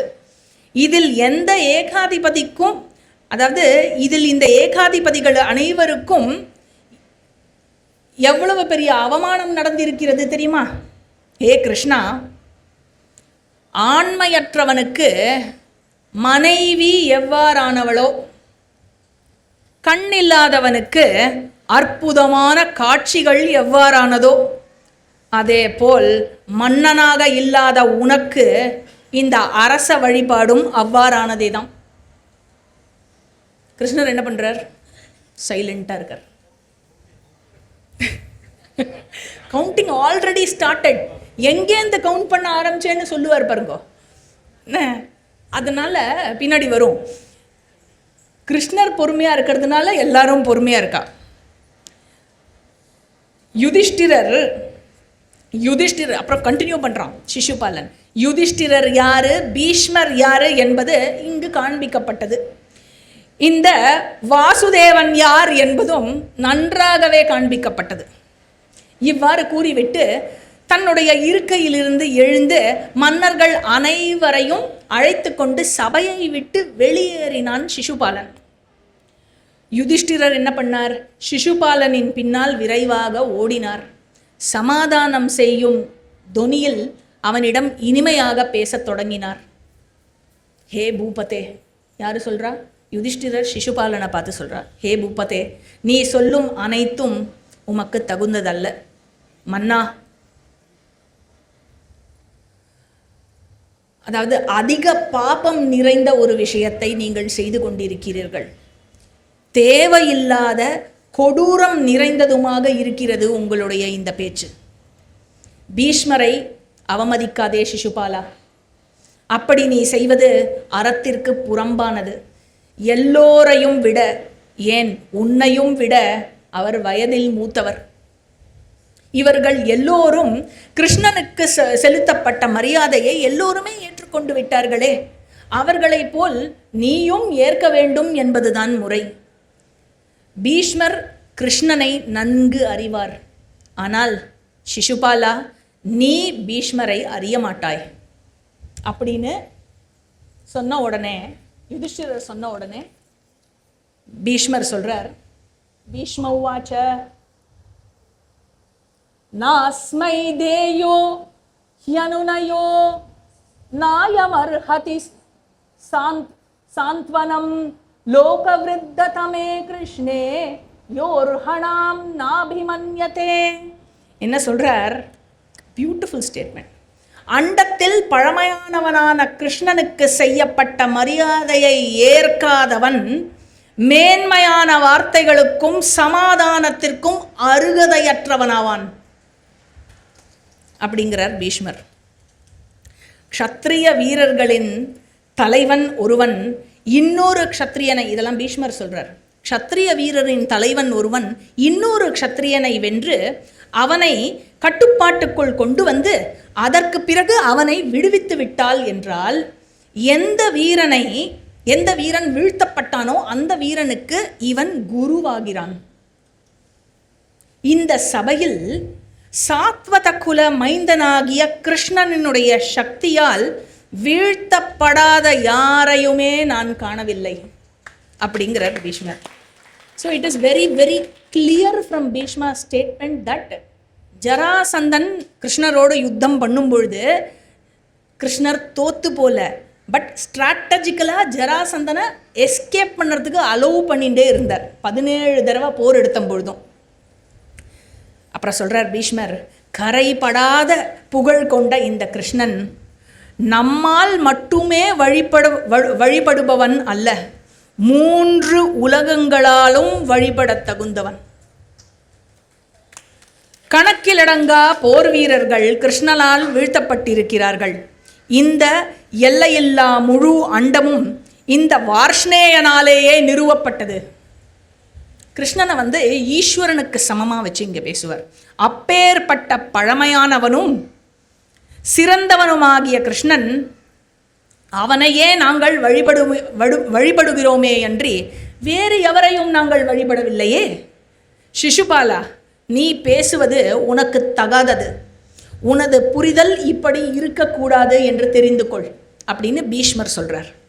சிசுபாலா மேலே சொல்கிறார், நான் ஞானமுள்ளோர் பலரை வழிபட்டிருக்கிறேன், அவர்கள் பேசுவதையும் கேட்டிருக்கிறேன், அவர்கள் அனைத்தையும் சாதித்த இந்த ஷௌரியையே ஒவ்வொரு முறையும் நினைவு கூறுகிறார்கள்.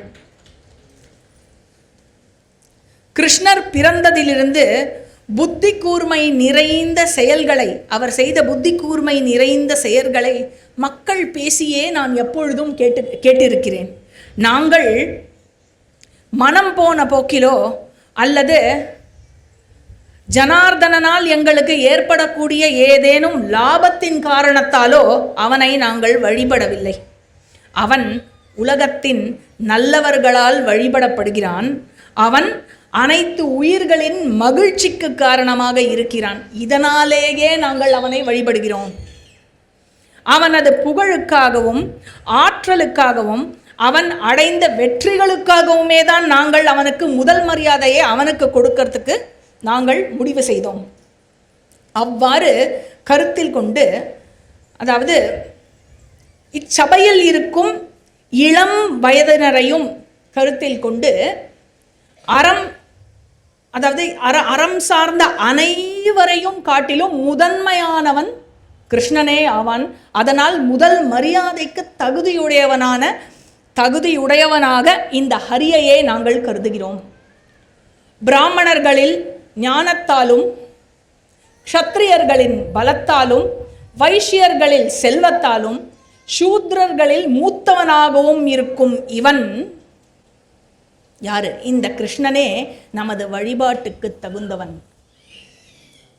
இந்த கோவிந்தனுக்கு மரியாதை அளிக்கப்பட்டதில் 2 காரணங்கள் இருக்கின்றன. சிசுபாலா, என்ன காரணம் என்று கேட்கிறாயா?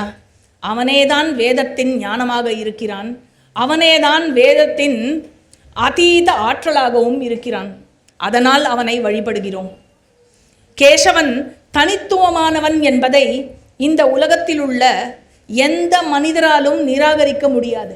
யாரால நிராகரிக்க முடியும் கேசவனினுடைய தனித்துவத்தை?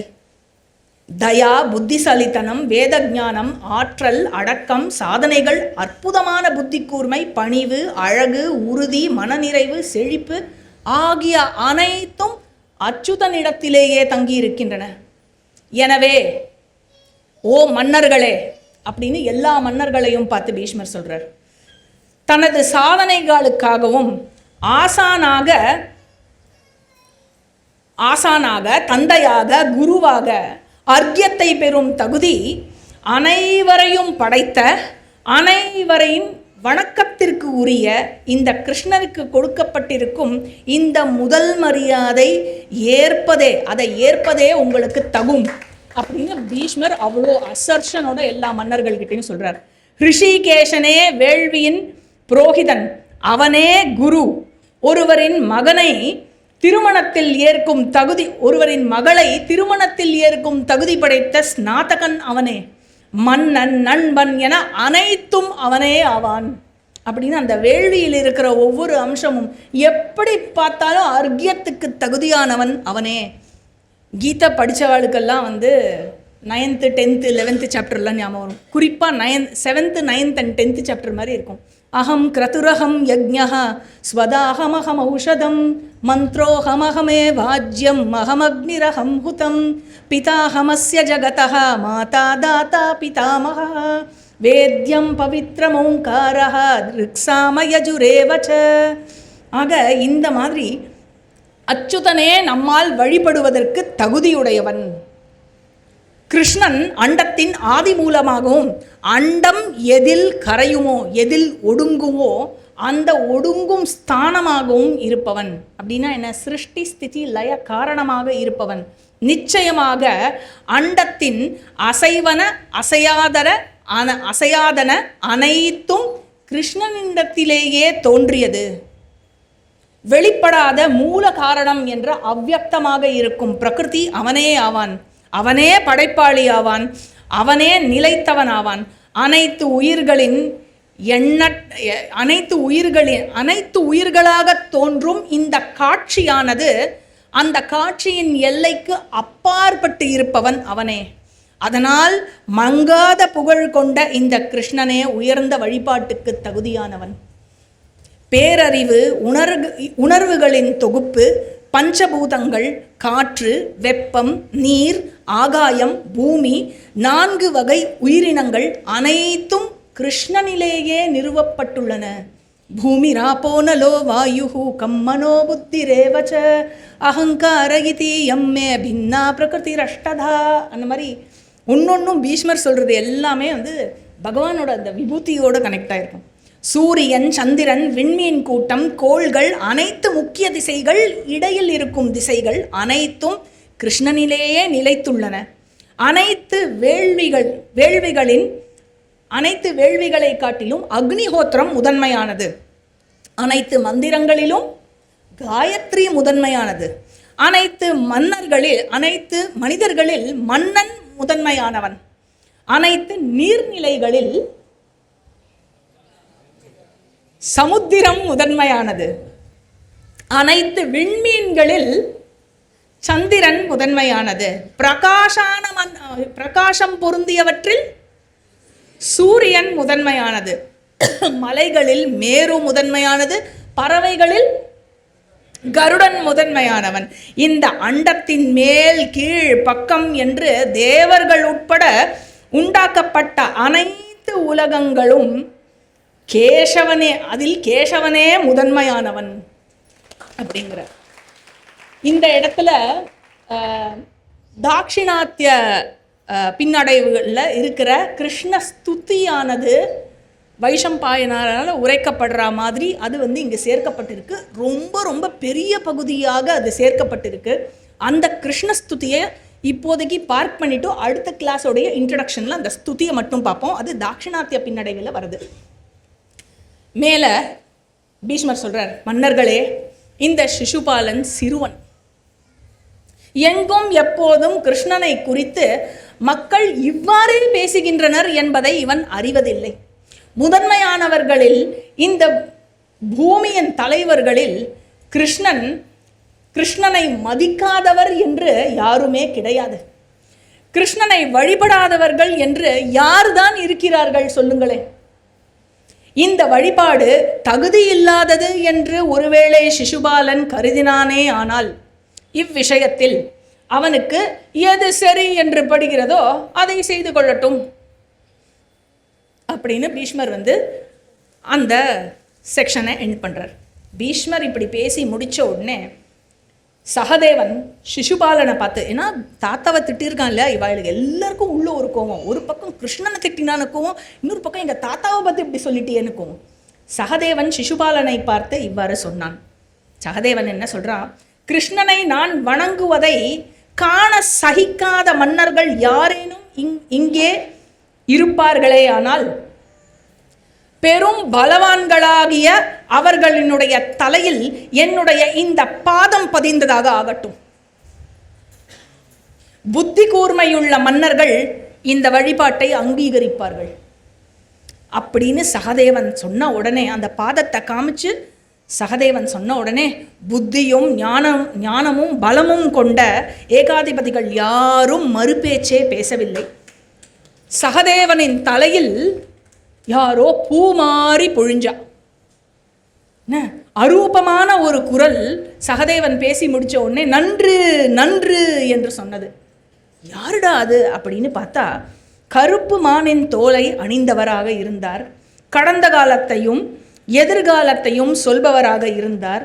அனைத்து உலகங்களையும் அறிந்தவராக இருந்தார். அனைத்து சந்தேகங்களையும் அகற்றுபவரான அப்பேற்பட்ட நாரதர் தெளிவான குரலில் அந்த கூட்டத்தில் பேசினார். என்ன சொன்னார்? தாமரை கண் கொண்ட கிருஷ்ணனை வணங்காத மனிதன் அசைவுள்ளவனாக இருந்த போதிலும் அவன் இறந்தவனாகவே கருதப்பட வேண்டும். அவர்கள் எந்த சந்தர்ப்பத்திலும் எப்போதும் பேசவே கூடாது அப்படின்னார் நாரதர். உடனே வைஷம்பாயனர் வாய்ஸ் ஓவர் கொடுக்குறார். வழிபட தகுந்த பிராமணர்களை வழிபட்டு சகதேவன் விழாவினை நிறைவேற்றுவதற்கு அவன் செய்ய வேண்டியதை செய்து கொண்டான். ஆனால் முதல் மரியாதை கிருஷ்ணனுக்கு கொடுக்கப்பட்டதை ஏற்காத இந்த சிசுபாலன் கோபம் கொண்டு அங்கிருந்த மன்னர்களை விஷ்ணிகளுக்கும் பாண்டவர்களுக்கும் எதிராக கோஷமிட்டு அணி திரட்ட ஆரம்பித்தான். வேள்வி நிறைவடையாமல் தடை செய்வதே இவனுடைய நோக்கமாக இருந்தது. அதை எப்படி என்று இவர்கள் எல்லோரும் கூடி ஆலோசிக்க தொடங்கினர். அந்த மன்னர்கள் சிசுபாலனை தலைவனாக கொண்டு யுதிஷ்டிரன் செய்த இந்த வேள்வியின் இறுதி சடங்கும் கிருஷ்ணருக்கு கொடுக்கப்பட்ட இந்த மரியாதையும் நமக்கு ஏற்புடையது இல்லை என்ற வகையில் நாம் இப்பொழுது செயல்பட வேண்டும். இதுதான் தீம். நம்மளால் இதை ஏற்றுக்க முடியாது. அதுக்கு நம்ம என்ன செய்யணுமோ செய்ய வேண்டும் என்று பேசத் தொடங்கினர். கோபத்தில் மதி இழந்த அவர்களை சமாதானப்படுத்த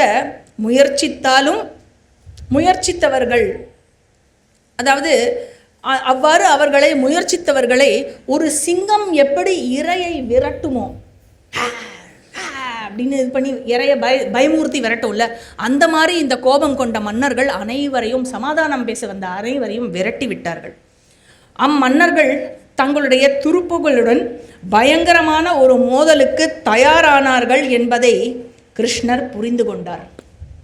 இத்துடன் 7வது உபபருவமான அர்காபிஹரண பருவம் முடிந்தது. 8வது உபபருவம் சிசுபால வத பருவம். இதில் 6 அத்தியாயங்கள் இருக்கு. 40லேருந்து 45 அத்தியாயம், 210 ஸ்லோகம். பெரும் கூட்டம் கொந்தளிப்பதை கண்டான் யுதிஷ்டிரன். பீஷ்மரிடம், தாத்தா, நான் இக்காரியத்தில் என்ன செய்ய வேண்டும் என்று கேட்டான். பீஷ்மர் என்ன சொல்றார்? குருகுலத்தின் வியாக்ரம் போன்றவனே யுதிஷ்டிரா, அஞ்சாதே அப்படிங்கிறார். என்ன சொல்றார் பாருங்க பீஷ்மர். நாயால் சிங்கத்தை கொல்ல முடியுமா யுதிஷ்டிரா? உறங்கும் சிங்கத்திடம் சென்று நாய்கள் கூட்டமாக குறைப்பதை போலவே இந்த மன்னர்கள் செயல்பட்டு கொண்டிருக்கிறார்கள். உண்மையாகவே குழந்தாய், உறங்கிக் கொண்டிருக்கும் விருஷ்ணிகுல சிங்கமாகிய கிருஷ்ணன் முன்பு இவர்கள் நாய்கள் போல கோபத்தில் குறைத்து கொண்டிருக்கிறார்கள். அச்சுதன் இப்பொழுது உறங்கும் சிங்கமாக இருக்கிறான். அவன் விழிக்கும் வரை இந்த சிசுபாலனை இந்த ஏகாதிபதி சிங்க கூட்டத்தின் தலைவன் போல காட்சியளிக்க செய்து கொண்டிருக்கிறான். அண்டத்தின் சக்திக்கு முரண்பட்டு இந்த சிசுபாலன் அனைத்து மன்னர்களையும் தன்னுடன் யமலோகத்துக்கு இட்டு கொண்டு போகவே விரும்புகிறான். அதுதான் நடக்க போறது பார். யுதிஷ்டிரா, தனது சக்திகளில் ஒன்றான இந்த சிசுபாலனை தன்னுள் எடுத்துக்கொள்ளவே அந்த விஷ்ணு விரும்புகிறான். யுதிஷ்டிரா, இந்த தீய மனம் படைத்த சிசுபாலன் மன்னர்களை தவறான வழியில் நடத்த நினைக்கிறான் அப்படின்னு பீஷ்மர் சொல்றார். உடனே வைஷம்பாயனர் வாய்ஸ் ஓவர் கொடுக்குறார். சிசுபாலன் பீஷ்மரை கடினமான வார்த்தைகளால் கொண்டு பேச தொடங்கினான். இப்படி பீஷ்மர் சொன்னதை கேட்ட சிசுபாலன் கடுமையா, இன்னும் ஏற்கனவே மரியாதை இல்லாமல் பேசினா இப்போ இன்னும் கடுமையா திட்ட ஆரம்பிக்கிறான். உன்னுடைய குலத்தில் புகழ்பெற்ற கிழப்பாவியே அப்படிங்கிறான் பீஷ்மரை பார்த்து. போலி பயங்கரங்களை காட்டி இந்த மன்னர்களை மிரட்ட உனக்கு வெட்கமாக இல்லை? பிரகிருதியில் 3ஆவதாக இருப்பவன் நீ. ஆண் பெண் 3ஆவதாக இருக்கும் பேடி. அந்த பிரகிருதியில் மூன்றாவதாக இருக்கும் நபும்சகனாக இருப்பவன் நீ அறம் குறித்து விரிவான ஆலோசனையை வழங்கி கொண்டிருக்கிறாயாக்கம். அதாவது எப்படி ஒரு படகு இன்னொரு படகை அப்படியே பின்தொடர்ந்து செல்லுமோ, எப்படி ஒரு குருடன் இன்னொரு குருடனை பின்தொடர்ந்து கொண்டே செல்வானோ, இந்த குருகுல இளவரசர்கள் உன்னை தங்கள் வழிகாட்டியாக கொண்டுள்ளார்கள். கிருஷ்ணனை பற்றி ஒன்றும் என் முன்னாடி ஸ்துதி பாடாதே. முட்டாள்தனமாக பேசும் உன் நாக்கு இன்னும் 100 துண்டுகளாக பிளக்காமல் இருப்பது ஏன் என்றுதான் எனக்கு தெரியவில்லை அப்படிங்கிறான். ஞானத்தில் மேன்மையான நீ ஒரு மாட்டு இடையனை ஏன் புகழ்பாட விரும்புகிறாய்? போர்க்களத்தில் நிபுணத்துவம் இல்லாத ஒரு குதிரையையும் ஒரு ரிஷபத்தையும் இந்த கிருஷ்ணன் கொன்றானாம். அசையாத ஒரு துண்டு மரத்தை இவன் காலால் எட்டி உதைத்து தள்ளினானாம். இந்த அற்புதம் எல்லாம் பேசி இதில் என்ன அற்புதம் இருக்குன்னு நீ பேசின்னு இருக்க. அப்புறம் எறும்பு புற்று போல இருந்தது அந்த கோவர்தனகிரி மலை, அதை இவன் ஒரு வாரமாக தூக்கி நின்றானா. இதில் என்ன சிறப்பு இருக்கு? கம்சனின் உப்பை தின்றுவிட்டு அவனையே கொன்றான் இந்த கிருஷ்ணன். அவனுடைய இந்த தீய செயல் அதை பெரும் சாதனையாக நினைக்கிறாயோ நீ? அறவிதிகள் குறித்து நீ இன்னும் அறியாமையுடன் தான் இருக்கிறாய். கேசவனை என்னவோ மேன்மையானவன் என்று நான் எதையும் அறியாதவன் போல் என் முன்னாலேயே பிதற்றி கொண்டிருக்கிறாய். இவனே ஞானமுள்ளோரில் முதன்வன், இவனே அண்டத்தின் தலைவன் என்றெல்லாம் நீ பேசியதை இவன் உண்மை என்று நம்பிவிட போகிறான். கிருஷ்ணன் எங்கன்னா அதுதான் உண்மைன்னு நினைச்சுன்ற போறான். அதுவும் சொல்றச்சு இந்த இடத்துல வியாசர் என்ன வார்த்தை போடுறாருன்னா, அந்த ஜனார்தனன் உண்மை என்று நினைத்து விட போகிறான் அப்படின்னு சிசுபாலன் சொல்ற மாதிரி. ஜனார்தனா அப்படின்னா என்ன அர்த்தம் தெரியுமோ? ஜனான் அர்த்தயதி இது ஜனார்தனா, அதாவது த ஒன் ஹூ பனிஷஸ் தி அதர்மீஸ், அவன் ஜனார்தனன். இந்த பூலிங்க பறவை சிங்கத்தின் பற்களில் இடையில் இருக்கும் அந்த இறைச்சியை கொத்தி தின்னும் கதை போலல்ல இது உள்ளது. தனது மனப்போக்கின்படி நடந்து கொள்கிறது. அதுபோல்தான் உன்னுடைய செயலும் இருக்கு பீஷ்மா. உன்னை வழிகாட்டியாக ஏற்றுக்கொண்டு கிருஷ்ணனை வழிபடும் இந்த பாண்டவர்கள் பாவகரமான செயலை செய்து கொண்டிருக்கிறார்கள். ஏ பீஷ்மா, ஞானமுள்ளோர் பாதையிலிருந்து விழுந்த நீயும் ஒரு பாவி என்றே நீ தெரிந்து கொள். ஞானத்திலும் அறத்திலும் செருக்கு கொண்ட நீ வேறு ஒருவரிடம் மனதை துளைத்த அந்த அம்பை இருந்தாலே அவளை நீ கடத்தி சென்றாய். அதோட உன்னுடைய தம்பி விசித்திர வீரியன் இருந்தானே, அவளை திருமணம் செய்து கொள்ளவும் இல்லை. அறம் குறித்து சுய புராணம் பாடினாயே, உன்னுடைய தம்பியினுடைய விதவை மனைவிகள் அடுத்தவர்களிடம் பிள்ளை பெற்றார்களே, அதில் அறம் இருக்கிறதோ? பீஷ்மா, உனது பேடித்தனத்தால் நீ ஏற்ற பிரம்மச்சரியம் பயனில்லாதது. நீ கொண்டுள்ள அறமும் ஞானமும் ஒரு மகனை பெறுவதில் 16இல் 1 பங்குக்கு கூட ஈடாகாது. நீ பிள்ளையற்றவன், நீ கிழவன், நீ போலி நீதிகளை உரைப்பவன். கதையில் வரும் அன்னப்பறவையைப் போல நீ உன்னுடைய உறவினர்களினுடைய கையாலேயே தான் சாகப் போகிறாய். பார்த்து கொண்டே இரு. அந்த அன்னப்பறவை கதை என்னன்னா, பழங்காலத்தில் ஒரு கிழட்டு அன்னப்பறவை கடற்கரையோரமாக இருந்ததாம். அது நீதியையே பேசி போதனை செய்து கொண்டிருந்ததாம். அதனால் மற்ற பறவைகள் எல்லாம் என்ன பண்ணித்தான், இவர் நல்லவராக இருக்காரே அப்படின்னு சொல்லிட்டு, இதெல்லாம் யார் சொல்கிறா? சிசுபாலன் சபையில் சொல்கிறான், பீஷ்மரை இழிவாக பேசி. மற்ற பறவைகள் எல்லாம் தங்களுடைய முட்டைகளை அந்த கிழட்டு பறவையினுடைய பொறுப்பில் பாதுகாப்பில் விட்டு கடலுக்கு சென்றதாம், மூழ்கி தண்ணீரில் மூழ்கி இறைச்சியை தேடி உணவை தேடி வருவதற்கு. அதில் என்னதான் அந்த கிழட்டு பறவை என்ன செய்தது, அந்த முட்டைகளில் ஒவ்வொன்றாக தின்க ஆரம்பித்ததாம். அந்த பறவை கூட்டத்தில் ஞானமுள்ள ஒரு பறவை முட்டை குறைந்து கொண்டு வருவதை கண்டுபிடித்ததாம். ஒரு நாள் இந்த காரியத்தை இந்த கிழட்டு அன்னம் முட்டைகளை சாப்பிடுவதை தன்னுடைய கண்ணாலேயே பார்த்துவிட்டு அனைவரையும் ஒன்று திரட்டியதாம். அனைத்து பறவைகளும் தீய எண்ணம் கொண்ட இந்த கிழட்டு அன்னப்பறவைகளை கொன்றார்கள். இந்த கதையை நீ கேட்டிருக்கியோ பீஷ்மா? உன் கதையும் அதே போல்தான் இருக்கிறது. கோபத்தில் இருக்கும் இந்த ஏகாதிபதிகளால் நீ கொல்லப்பட போகிறாய். கிருஷ்ணனை ஒரு அடிமையாக கருதி ஜராசந்தன் அவனுடன் போரிடவே இல்லை. ஏனால் கிருஷ்ணன் ஒரு அடிமை, அவனுடன் ஏன் நான் போரிட வேண்டும் என்று போரிடவில்லை. ஜராசந்தன் மரணத்தை குறித்து கிருஷ்ணனும் பீமனும் அர்ஜுனனும் செய்ததை யார்தான் சரி என்று ஒப்புக்கொள்வார்கள்? பிராமண வேடம் தரித்தார்கள், முறையற்ற வாயில் வழியாக நுழைந்தார்கள். அங்கு சென்று ஜராசந்தன் கொடுத்த அர்க்கியத்தையும் ஏற்கவில்லை, ஜராசந்தன் கொடுத்த உணவையும் மறுத்தார்கள். இதெல்லாம் மறுத்தது யாரு? அவ 2 பேரும் மௌனமாக இருந்தால் கிருஷ்ணன் தான் எல்லாத்தையும் மறுத்தான். அப்படிப்பட்ட இழிவானவன் இந்த கிருஷ்ணன்.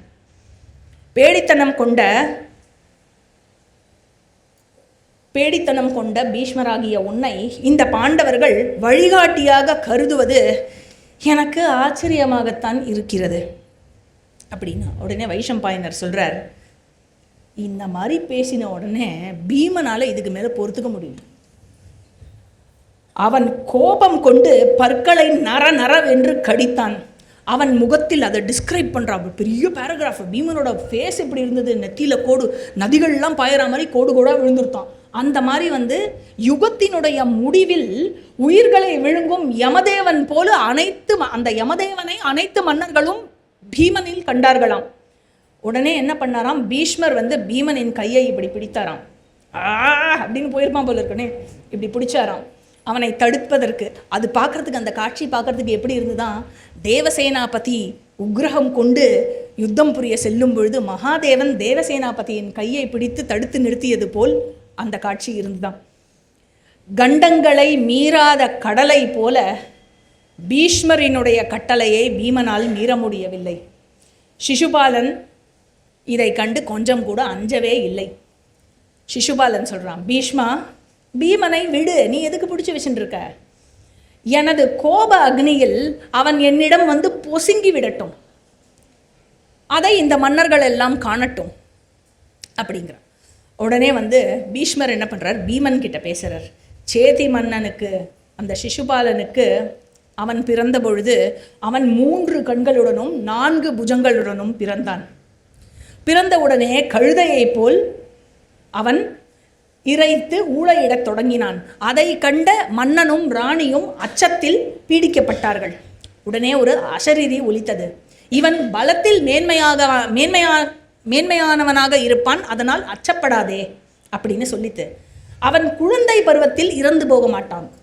அசரீரி சொல்றது, அவனை ஆயுதங்களால் கொல்லப்பட போவன், யாரு கொல்பானோ அந்த கொல்பவன் ஏற்கனவே பிறந்து விட்டான் அப்படின்னு அசரீரி சொன்ன உடனே அந்த ராணி, அந்த அம்மா இருக்கா இல்லையா, சிசுபாலனோட அம்மா, உடனே கேட்குறா, என் மகனை கொல்லப்போகிறவன் யார் என்பதையும் இந்த அசரீரி சொல்லட்டுமே அப்படின்னு கேட்குறா.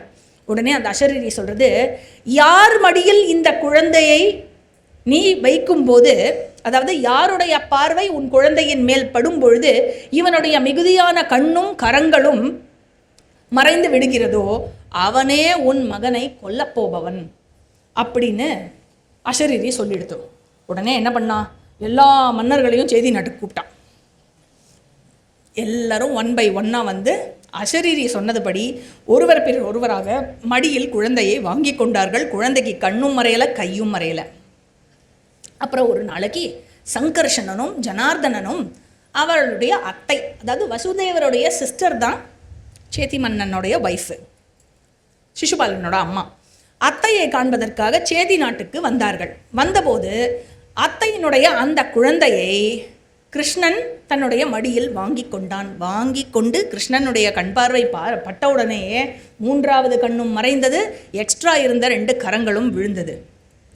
உடனே அத்தை என்ன பண்ணா, துயருடன் கிருஷ்ணனை பார்த்தாள்.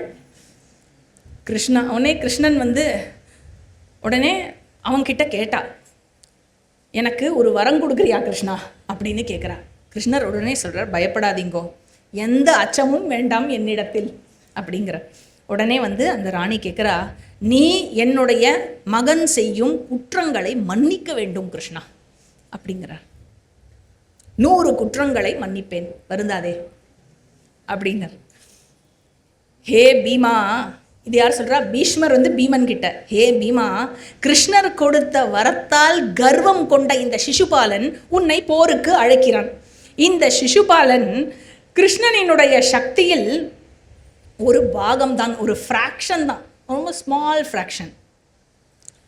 இதெல்லாம் சொன்ன உடனே சிசுபாலன் கோபம் கொண்டு, ஏன் இப்படி கிருஷ்ணனை துதிப்பார்? கிருஷ்ணர் பலத்தில் ஒரு ஃப்ராக்ஷன்னு சொல்லிட்டான் இல்லையா? அதாவது என்ன ஃப்ராக்ஷன்னு சொன்னதில்லை, என்ன கிருஷ்ணரோட பலத்தில் ஒரு ஃப்ராக்ஷன்னு சொன்னது அவனுக்கு தாங்கலை. ஏன் இப்படி கிருஷ்ணனை துதிப்பாடுகிறாய்? துதிப்பாட வேண்டும் அப்படிங்கிறது தான் உனக்கு யாரையான துதிப்பாடியே ஆகணும் இப்போ அப்படின்னு தோணித்துனா, இத்தனை மன்னர்கள் இருக்கிறார்களே, இவர்களை துதிப்பாடேன். பாகுலிகன் வந்திருக்கிறார், அவரை துதிப்பாடு. கர்ணன் இருக்கிறான், துதிப்பாடு. துரோணர் இருக்கிறார், அஸ்வத்தாமன் இருக்கிறார், துரியோதனன் இருக்கிறான், துருமன் இருக்கிறான், இவர்களே எல்லாம் துதிப்பாடு. கிருபாச்சாரியார் இருக்கிறார், ருக்மி இருக்கான், பீஷ்மகன் இருக்கான், தந்தவக்ரன் இருக்கான், பகதத்தன், ஜெயத்சேனன், துருபதன், விராட்டன், சகுனி, பிருஹத்பால, விந்தன், அணுவிந்தன், பாண்டிய மன்னன், இத்தனை பேர் இருக்காளே, இவாள்லாம் உனக்கு கிருஷ்ணனைத்தான் துதிப்பாடணுமோ அப்படின்னு கேட்குறான். கிருஷ்ணனை புகழும் உனது இந்த நடத்தை இங்கே யாரும் அங்கீகரிக்க மாட்டார்கள் அப்படிங்கிறான். முன்னால் நான் சொன்ன அந்த பூலிங்க பறவையை போல்தான் நீ செய்து கொண்டிருக்கிறார். இமயமலைக்கு இன்னொரு கதை சொல்றான், பீஷ்மரை இழிவா பேசுறது. இமயமலைக்கு அந்த பக்கம் பூலிங்க பறவை என்ற ஒரு பறவை இருக்கிறது. அது எப்பொழுதும் பாதகமாகவே பேசிக்கொண்டிருக்கும். மூர்க்கத்தனமாக நடந்து கொள்ளாதீர் அப்படின்னு எல்லாருக்கும் அட்வைஸ் பண்ணிட்டே இருக்கும். ஆனால் அதனுடைய நடத்தையில் அது மூர்க்கத்தனமாகத்தான் நடந்து கொள்ளும். என்ன செய்யும்? சிங்கம் இரையை தின்னும் பொழுது சிங்கத்தினுடைய வாயில் பற்களுக்கு இடுக்கில் இருக்கும் அந்த இரையை இது கொத்தி திங்க ஆரம்பிக்கும். நிச்சயமாக அந்த சிங்கம் சம்மதிப்பதனால்தான் அந்த பூலிங்க பறவை உயிருடன் இருக்கிறது. என்ன டபக்குன்னு அதை சாப்பிட்றதுக்கு எத்தனை? அதே போல்தான் இந்த மன்னர்கள் எல்லோரும் சம்மதிப்பதனால்தான் பீஷ்மா நீ இன்னும் உயிருடன் இருக்கிறாய். எவ்வளோ கர்வம் இல்லை? உடனே பீஷ்மர் சொல்றார், ஆனால் நான் இந்த மன்னர்களை துரும்பாக கூட மதிக்கவில்லை அப்படிங்கிறார். உடனே மன்னர்கள் எல்லோரும் கோபத்தில் கொதித்தெழுந்து விட்டார்கள். பீஷ்மரை இகழத் தொடங்கினார்கள். இவன் மன்னிக்க தகுந்தவனே இல்லை, செருக்குடன் இருக்கிறான் இந்த பீஷ்மன். அதனால் விலங்கை கொல்வது போல் இவன் கொல்லப்பட வேண்டும், இவனை எரித்து விட வேண்டும் அப்படின்னு பேசி பீஷ்மரை ஃபினிஷ் பண்ணுறதுக்கு முயற்சி பண்ணுறான். பீஷ்மர் அவர் காமாக இருக்கார். பீஷ்மர் சொல்கிறார், நம்முடைய பேச்சில் எனக்கு எல்லையே காணவில்லை. இப்படி பேக் அண்ட் ஃபோர்த்தாக ஆர்கியூ பண்ணிகிட்டே தான் இருக்கும். அழிவில்லாத கோவிந்தன் இங்கு இருக்கிறான். விரைவாக மரணத்தை விரும்பும் சிசுபாலன் கோவிந்தனை போருக்கு அழைக்கட்டும், கிருஷ்ணனின் உடலில் கலக்கட்டும் அப்படிங்கிறார் பீஷ்மர். உடனே சிசுபாலன் சொல்கிறான், ஹே ஜனார்தனா, இங்கேயும் பாருங்க ஜனார்தனான் தான் கூப்பிடுறான், பனிஷ் பண்ண போறவர் அவர் தானே. ஏ ஜனார்தனா, நான் உன்னை அறை கூவி அழைக்கிறேன். உன்னையும் பாண்டவர்களையும் நான் கொல்லும் வரை என்னிடம் நீ போர் புரிய வேண்டும். போர் ஆரம்பிக்கிறச்சே முடிய போகிறது. மன்னனாக கூட இல்லாத உன்னை வழிபட்டு எல்லா மன்னர்களையும் அவமதித்து விட்டார்கள் இந்த பாண்டவர்களும் பீஷ்மரும் அப்படின்னு உடனே கிருஷ்ணர் காமா பேசுறார் அந்த அவையில். அப்பதான் பேச ஆரம்பிக்கிறார்.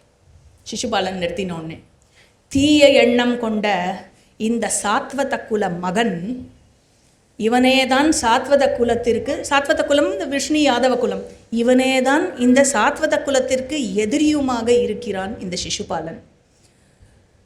நாங்கள் அவனை காயப்படுத்த எண்ணவில்லை என்றாலும் இவன் எங்களுக்கு தீமையேதான் நாடி இருக்கிறான். என் அத்தையின் மகனாக இருந்த போதிலும் நான் பிராக்ஜோதிஷ நகருக்கு சென்று விட்டதை இவன் கேள்விப்பட்டு துவாரகைக்கு துவாரகையை எரித்தான் சிசுபாலன். அதுக்கப்புறம் போஜமன்னன் உக்ரசேனன்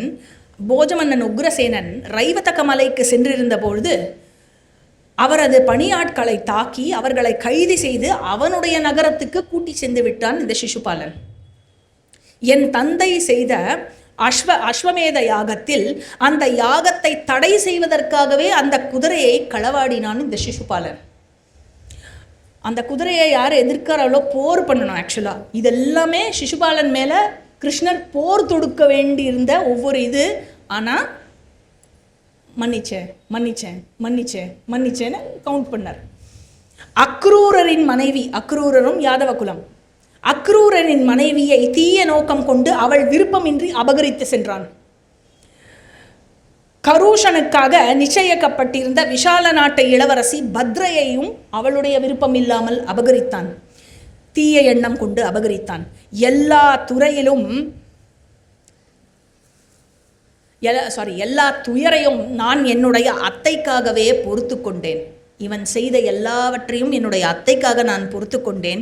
இவன் என்னிடம் கொண்டிருக்கும் இந்த பகையை நீங்கள் அனைவரும் இப்பொழுது பார்த்துவிட்டீர்கள், கண்ணார கண்டுவிட்டீர்கள். எல்லையை கடந்த இவன் எல்லை முடிஞ்சுடுத்தோ, அத்தைக்கு நான் கொடுத்த 100 கவுண்ட் முடிஞ்சுடுத்தோ, என்னால் இவன் கொல்லப்பட தகுதியானவன். இவன் ருக்மிணியை விரும்பினான். ஆனால் வேத பொருளை அடைய முடியாத ஒரு மூர்க்கனை போல் அதில் தோல்வி அடைந்து விட்டான். உடனே இந்த விஷயத்தை கிருஷ்ணர் சொன்ன உடனே அவையில் எல்லாரும் சிசுபாலனை இகழ்ந்து பேச ஆரம்பித்தார்கள். இந்த விஷயத்தை தாங்க முடியாத சிசுபாலன் அந்த அவையில் சத்தமாக சிரித்தான்.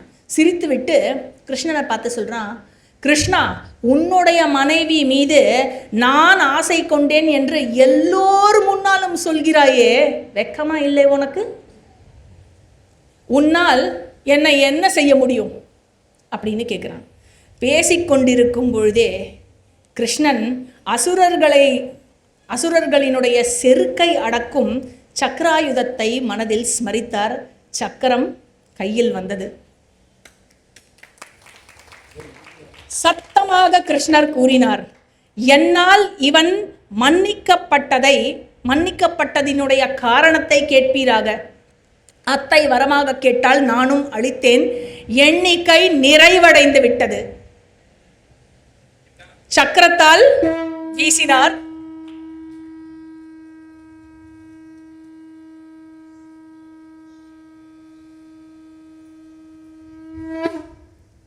மலைப்பாறையை போல் விழுந்தான் சிசுபாலன்.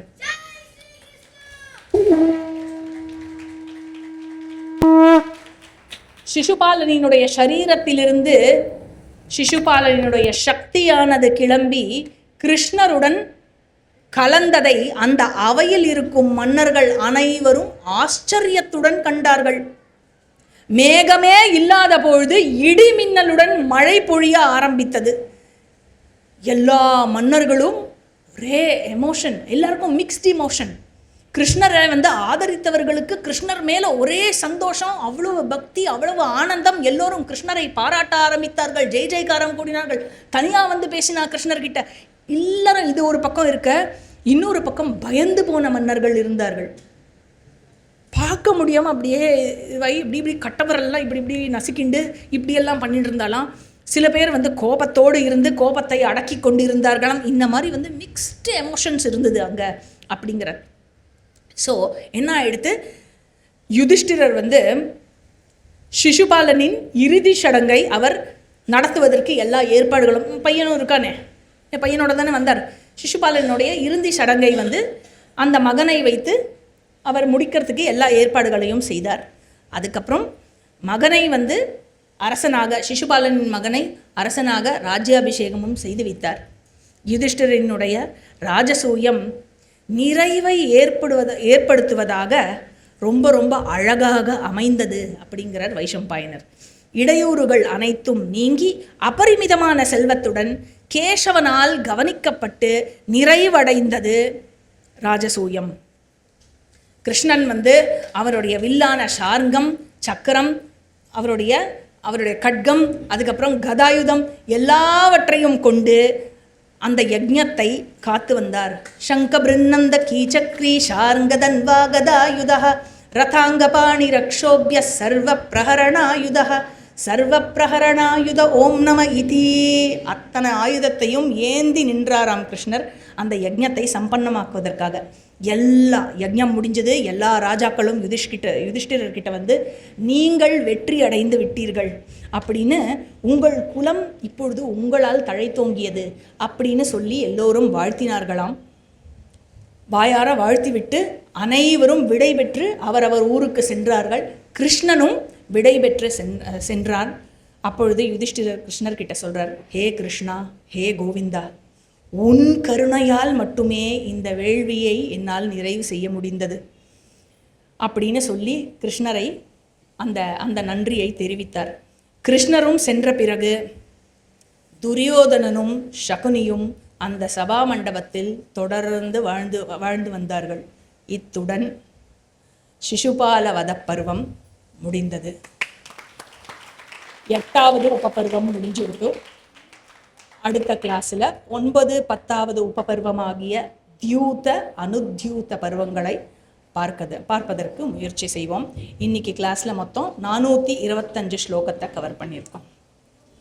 ஓம் பூர்ணமதః பூர்ணமிதம் பூர்ணாத் பூர்ணமுதச்யதே பூர்ணஸ்ய பூர்ணமாதாய பூர்ணமேவாவசிஷ்யதே. ஓம் சாந்தி சாந்தி சாந்தி. ஹரிஹி ஓம். ஸ்ரீ குருப்யோ நமः. ஹரிஹி ஓம். பாராசர்யவச்சः சரோஜமமலம் கீதார்த்தகந்தோத்கடம் நானாக்யானககேசரம் ஹரிகதா சம்போதனாபோதிதம் லோகே சஜ்ஜன ஷட்பதைரஹரஹ பேபீயமானம் முதா பூயாத் பாரத பங்கஜம் கலிமல பிரத்வம்சின ஸ்ரேயசே யம் பிரம்மா வருணேந்திர ருத்ரமருதः ஸ்துன்வந்தி திவ்யைஸ்தவைः வேதை சாங்கபதக்ரமோபனிஷதைः காயந்தி யம் சாமகாः த்யானாவஸ்தித தத்கதேன மனசா பஷ்யந்தி யம் யோகினः யஸ்யாந்தம் ந விதுः சுராசுரகணாः தேவாய தஸ்மை நமः.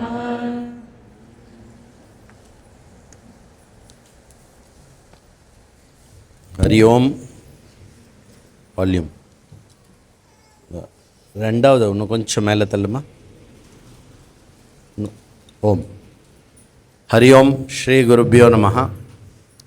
ஸோ நம்ம ரொம்ப எதிர்பார்த்து வந்துடணும்னு அந்த கட்டம் வந்துருத்தோம்.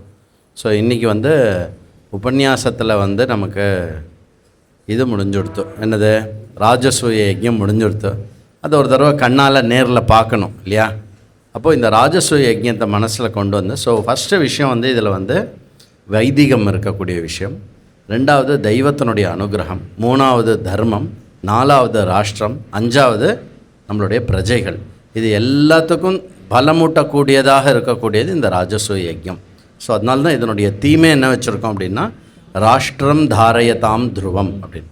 ஸோ இந்த ராஜசூய யஜ்யத்தில் டைரெக்டாக இன்டைரக்டாக யாரெல்லாம் கலந்துக்கிறாளோ அவள் எல்லாருக்குமே இனி வாழ்க்கை வளம் பொருந்தியதாக இருக்கும். நல்ல வளம் இருக்கும், சக்தி இருக்கும், மனசு திருடமாக இருக்கும் இனிமேல். சரி, அப்படிப்பட்ட ஒரு அற்புதமான ஆப்பர்ச்சுனிட்டி ஆச்சாரியஜி நம்ம எல்லாருக்கும் இப்போது க்ரியேட் பண்ணி கொடுத்துருக்கா. ஜஸ்ட் ஒரு ஃபங்க்ஷன் நடத்துறது மட்டும் இல்லை, அந்த ஒரு ஃபங்க்ஷனை சண்டே அன்றைக்கி நடத்துறதுக்காக இன்றைக்கி எத்தனை 24 25 எபிசோடாக நம்ம அதை பார்த்துன்னு வந்தால் தான் அந்த ராஜசூய யஜ்ஞத்தினுடைய அந்த மகிமை புரியும். சொல்கிற மாதிரி அங்கே ராஜசூய யஜ்ஞத்துக்கு எல்லா சிற்றரசர்களும் பேரரசர்களும் எல்லாரும் வரப்போகிறா. அது போர். அதனால் வரவா எல்லாருக்குமே நம்ம பகுடி தலையில் இது என்னது இது பேர் என்ன, டர்பனா, பகுடியா, இல்லை தலப்பாகை? இங்கே தான் இருக்குது தலப்பாக்கட்டி. அந்த இல்லை, இது ராஜக்கிரீடம். கரெக்ட், கைத்தட்டுப்பா. கோலப்பன் கரெக்டாக சொல்லிட்டார். ஸோ எனக்கு இந்த கலர் தான் வேணும், நாங்கள் சண்டை போடக்கூடாது. உங்கள் தலையில் என்ன மாடுறதோ அந்த நாடு உங்களுக்கு. இது இருக்கட்டும், சரியா? அல்ல இதை போட்டுட்டே பேசுகிறேன். அப்போது உங்களுக்கு உங்கள் தலையில் மாட்டினோடனே உங்கள் நாடு என்ன ராஜ்யம் அப்படின்னா, உங்கள் ஆத்ம ராஜ்யம் உங்களுடைய கையில் இருக்கணும். சரியா? ஸோ உள்ளே வரும்போதே அம்மா அந்த இது கூட இது எங்கே பண்ண போகிறோம். ஸோ இது எங்கே நடக்க போகிறது அப்படின்னாக்கா, ஹேமா சுவாமி ரெடியாக வச்சுக்கோங்க, கர்நாடக சங்கா ஸ்கூலில் நடக்க போகிறது. சரியா? இந்த மாதிரி ஒரு ஃபங்க்ஷன் நடத்துறதுக்கு ஒரு 2-3 விஷயம். அந்த இடம் ரொம்ப இதுவாகவும் இருக்கக்கூடாது, என்னது ரொம்ப ஸ்டைலாலாம் இருக்கக்கூடாது. அட் த சேம் டைம் ஒரு ரிலீஜியஸ் பேக்ரவுண்டோட, ஒரு பாரம்பரியத்தோடு இருக்கணும். அட் த சேம் டைம் நம்மளோட எல்லா மாடர்ன் எக்யூப்மெண்ட் விஷயம், நம்மளோட எல்லா சௌரியத்துக்கும் இருக்கணும். அந்த மாதிரி இருக்கிற ஒரு ஆப்டான இடம் கரெக்டாக பகவான் கிருஷ்ணன் அமைச்சு கொடுத்த இடம் வந்து கர்நாடக சங்கா ஸ்கூலோட ஒரு பெரிய ஆடிட்டோரியம், ரெனோவேட்டட் நியூ ஆடிட்டோரியம். அது நம்ம வந்து சண்டே ஈவினிங் தான் எடுத்திருக்கோன்னு பேர். ஆனால் ஆல்ரெடி ஒரு 7-8 தடவை போயிட்டு வந்துட்டோம். எல்லாம் எவ்வளோ தொல்லை கொடுக்க முடியுமோ கொடுத்தோம். ஆனால் இன்னும் ஒரு 2-3 டேஸ் தான் அந்த தொல்லை கொடுப்போம், அதுக்கப்புறம் நிறுத்திடுவோம். ஏன் அப்படின்னா ஃபங்க்ஷன் முடிஞ்சிடும். அதை எல்லாத்தையும் பொறுத்துண்டு நமக்கு எல்லாத்தையும் ஃபெசிலிட்டேட் பண்ணுறது வந்து ஸ்ரீ குருபிரசாத்ஜி. அவர் இங்கே வந்திருக்கார். அவரை ரெஸ்பெக்ட் பண்ணு. சுப்பிரமணியன்ஜி அவருக்கு ஷால் போட்டு விடுங்களேன். மிஸ்ஸஸ் குருபிரசாத் வந்திருக்கா, 2 பேர் எழுந்துக்கும்.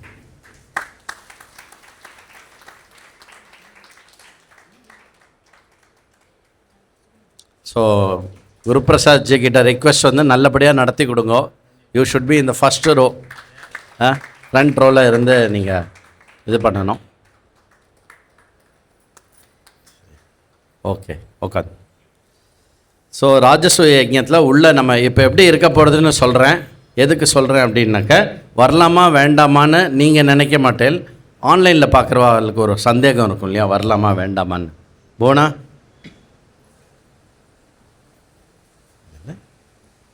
சரி, வரலாமா வேண்டாமா அப்படின்னு யோசிச்சுட்டு இருக்கிறவாளுக்கு சில இது உள்ளே வந்த உடனே உங்களுக்கு பார்க்கிங் முடிச்சுட்டு நீங்கள் உள்ளே வரும்போது என்ன ஆகும் அப்படின்னா, உங்களுக்கு வந்து இந்த அர்த்தாபஹரண பருவம் சொன்ன அர்காபிஹரணம் இருக்கு இல்லையா. ஸோ வந்த உடனே இந்த மாதிரி வந்து இந்த மாதிரி ஷால்வை போட்டு, ஓகே, ராஜா மாதிரி உங்களை ட்ரீட் பண்ணி தலையில் இதை போட்டு வழக்கம் போல் பன்னீர் சந்தனம்லாம் தெளித்து வாங்கோ வாங்கோ வாங்கோன்னு எல்லோரும் உங்களை உள்ளே கூட்டின்னு போவா. சரியா சரியா அப்படி நம்ம உள்ள இப்படி தான் உங்கள இல்லை எல்லாம் வரவா எல்லாருக்கும் வந்து ஏற்பாடாக இருக்குது. நீங்கள் சவுகார்பேட்டு போனேன்னா இது ஒன்று கூட பாக்கி இல்லை. இன்றைக்கி கூட சோர்ஸ் பண்ணி கடைசியில் ஒரு 250 பீஸு எங்கே கிடைக்கிறதோ அதை வாங்கி அங்கே கொண்டு வந்து இறக்கிட்டு கிளாஸுக்கு வந்திருக்கா லலிதா. சரியா?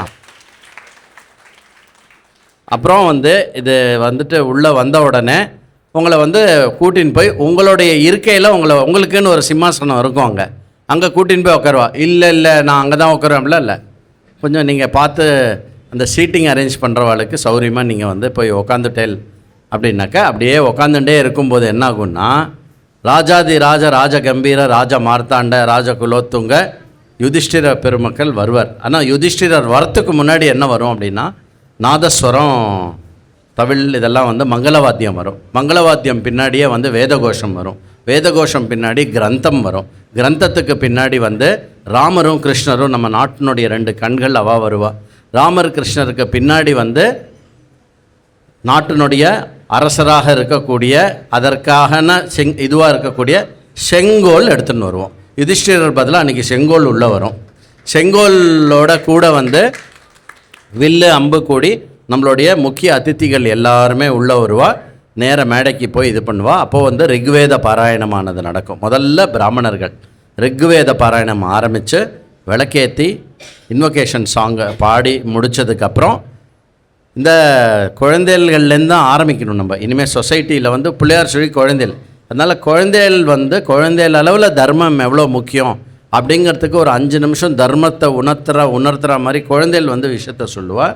அதுலேருந்து நேராக வந்து அடுத்தது வந்து 2 பேர் வந்து இந்த ராஜசூய யஜ்ஞத்துக்கு நம்ம போகலாம் வாங்கோ அப்படின்னு சொல்லும்போது சர்றன்னு சீன் வந்து 2 மகரிஷிகளுக்கு போயிடும். யார்?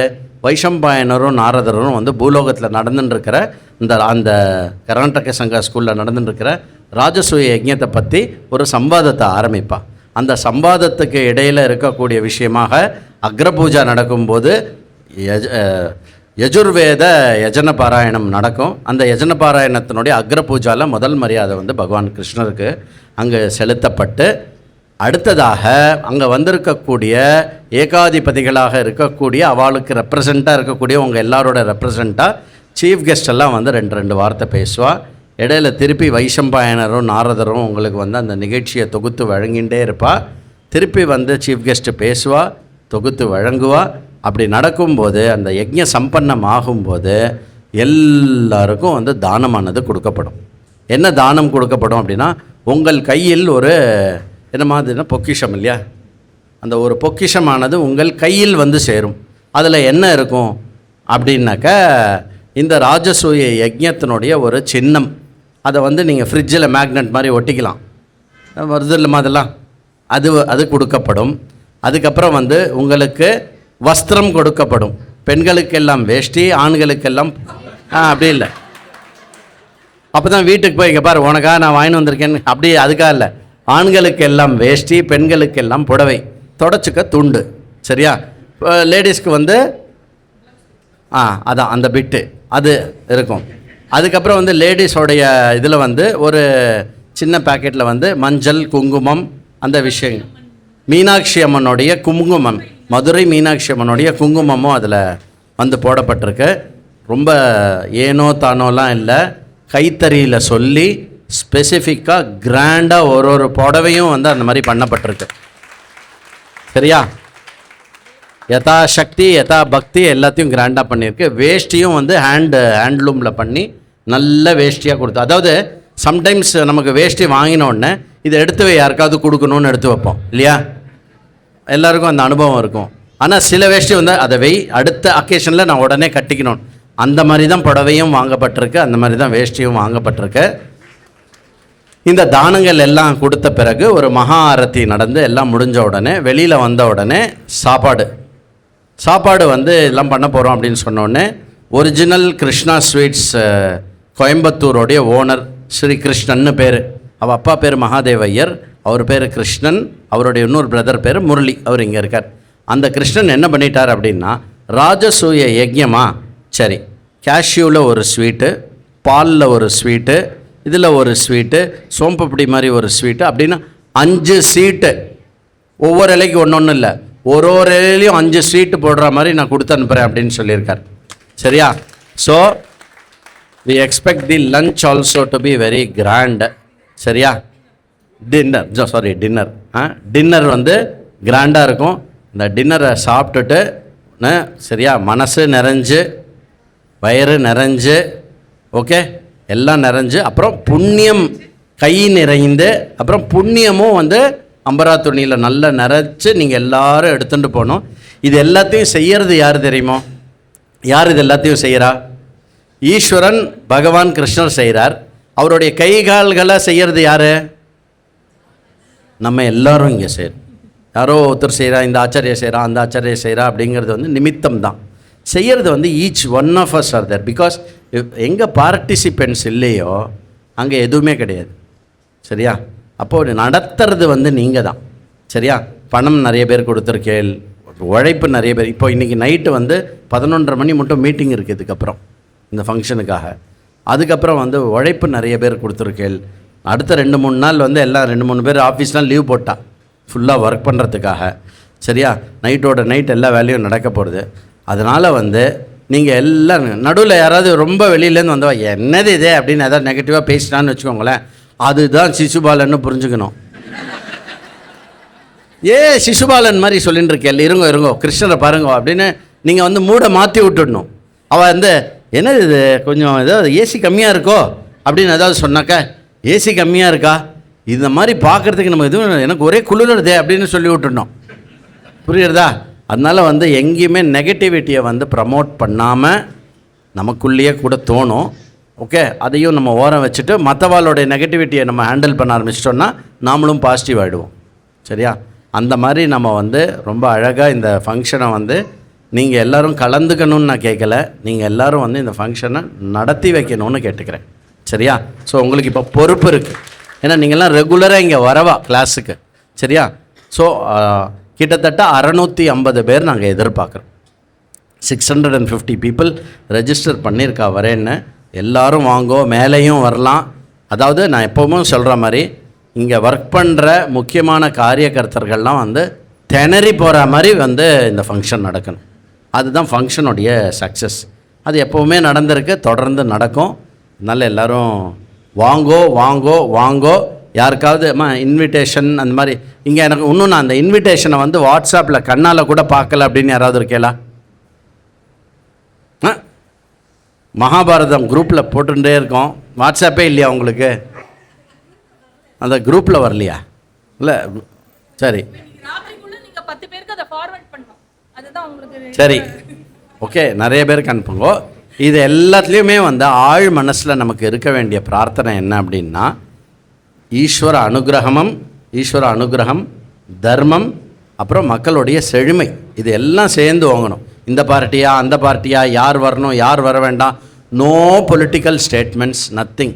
ஜஸ்ட் ப்ரேயர் தட் தமிழ்நாட்டிலையும் பாரதத்துலேயும் வந்து வலிமையான அரசு அமைஞ்சு எல்லாரும் சுபிக்ஷமாக இருக்கணும். சரியா?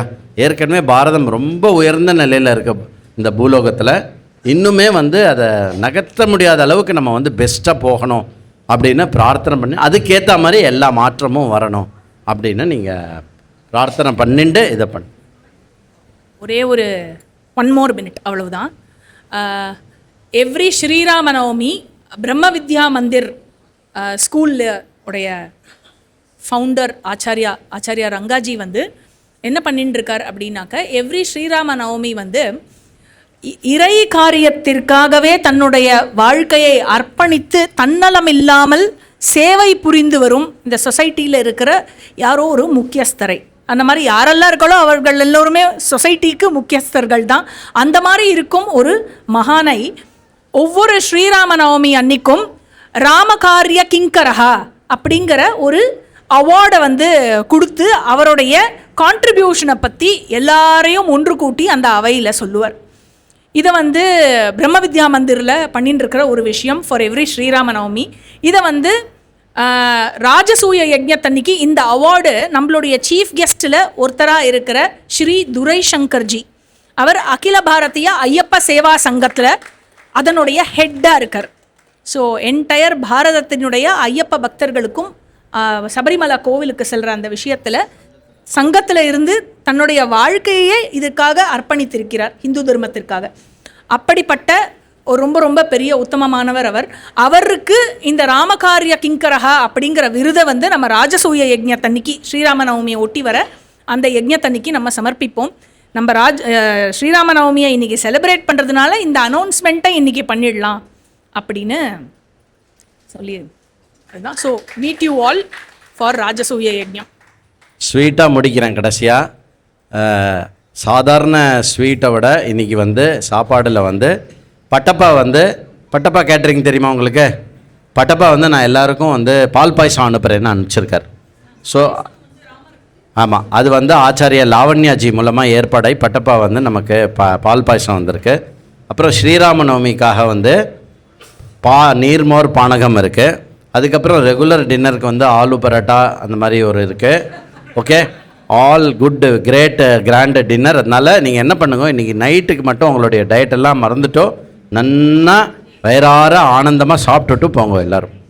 சில் டே டுடே, சீட் டே, சில் டே, சீட்டு வேண்டாம்.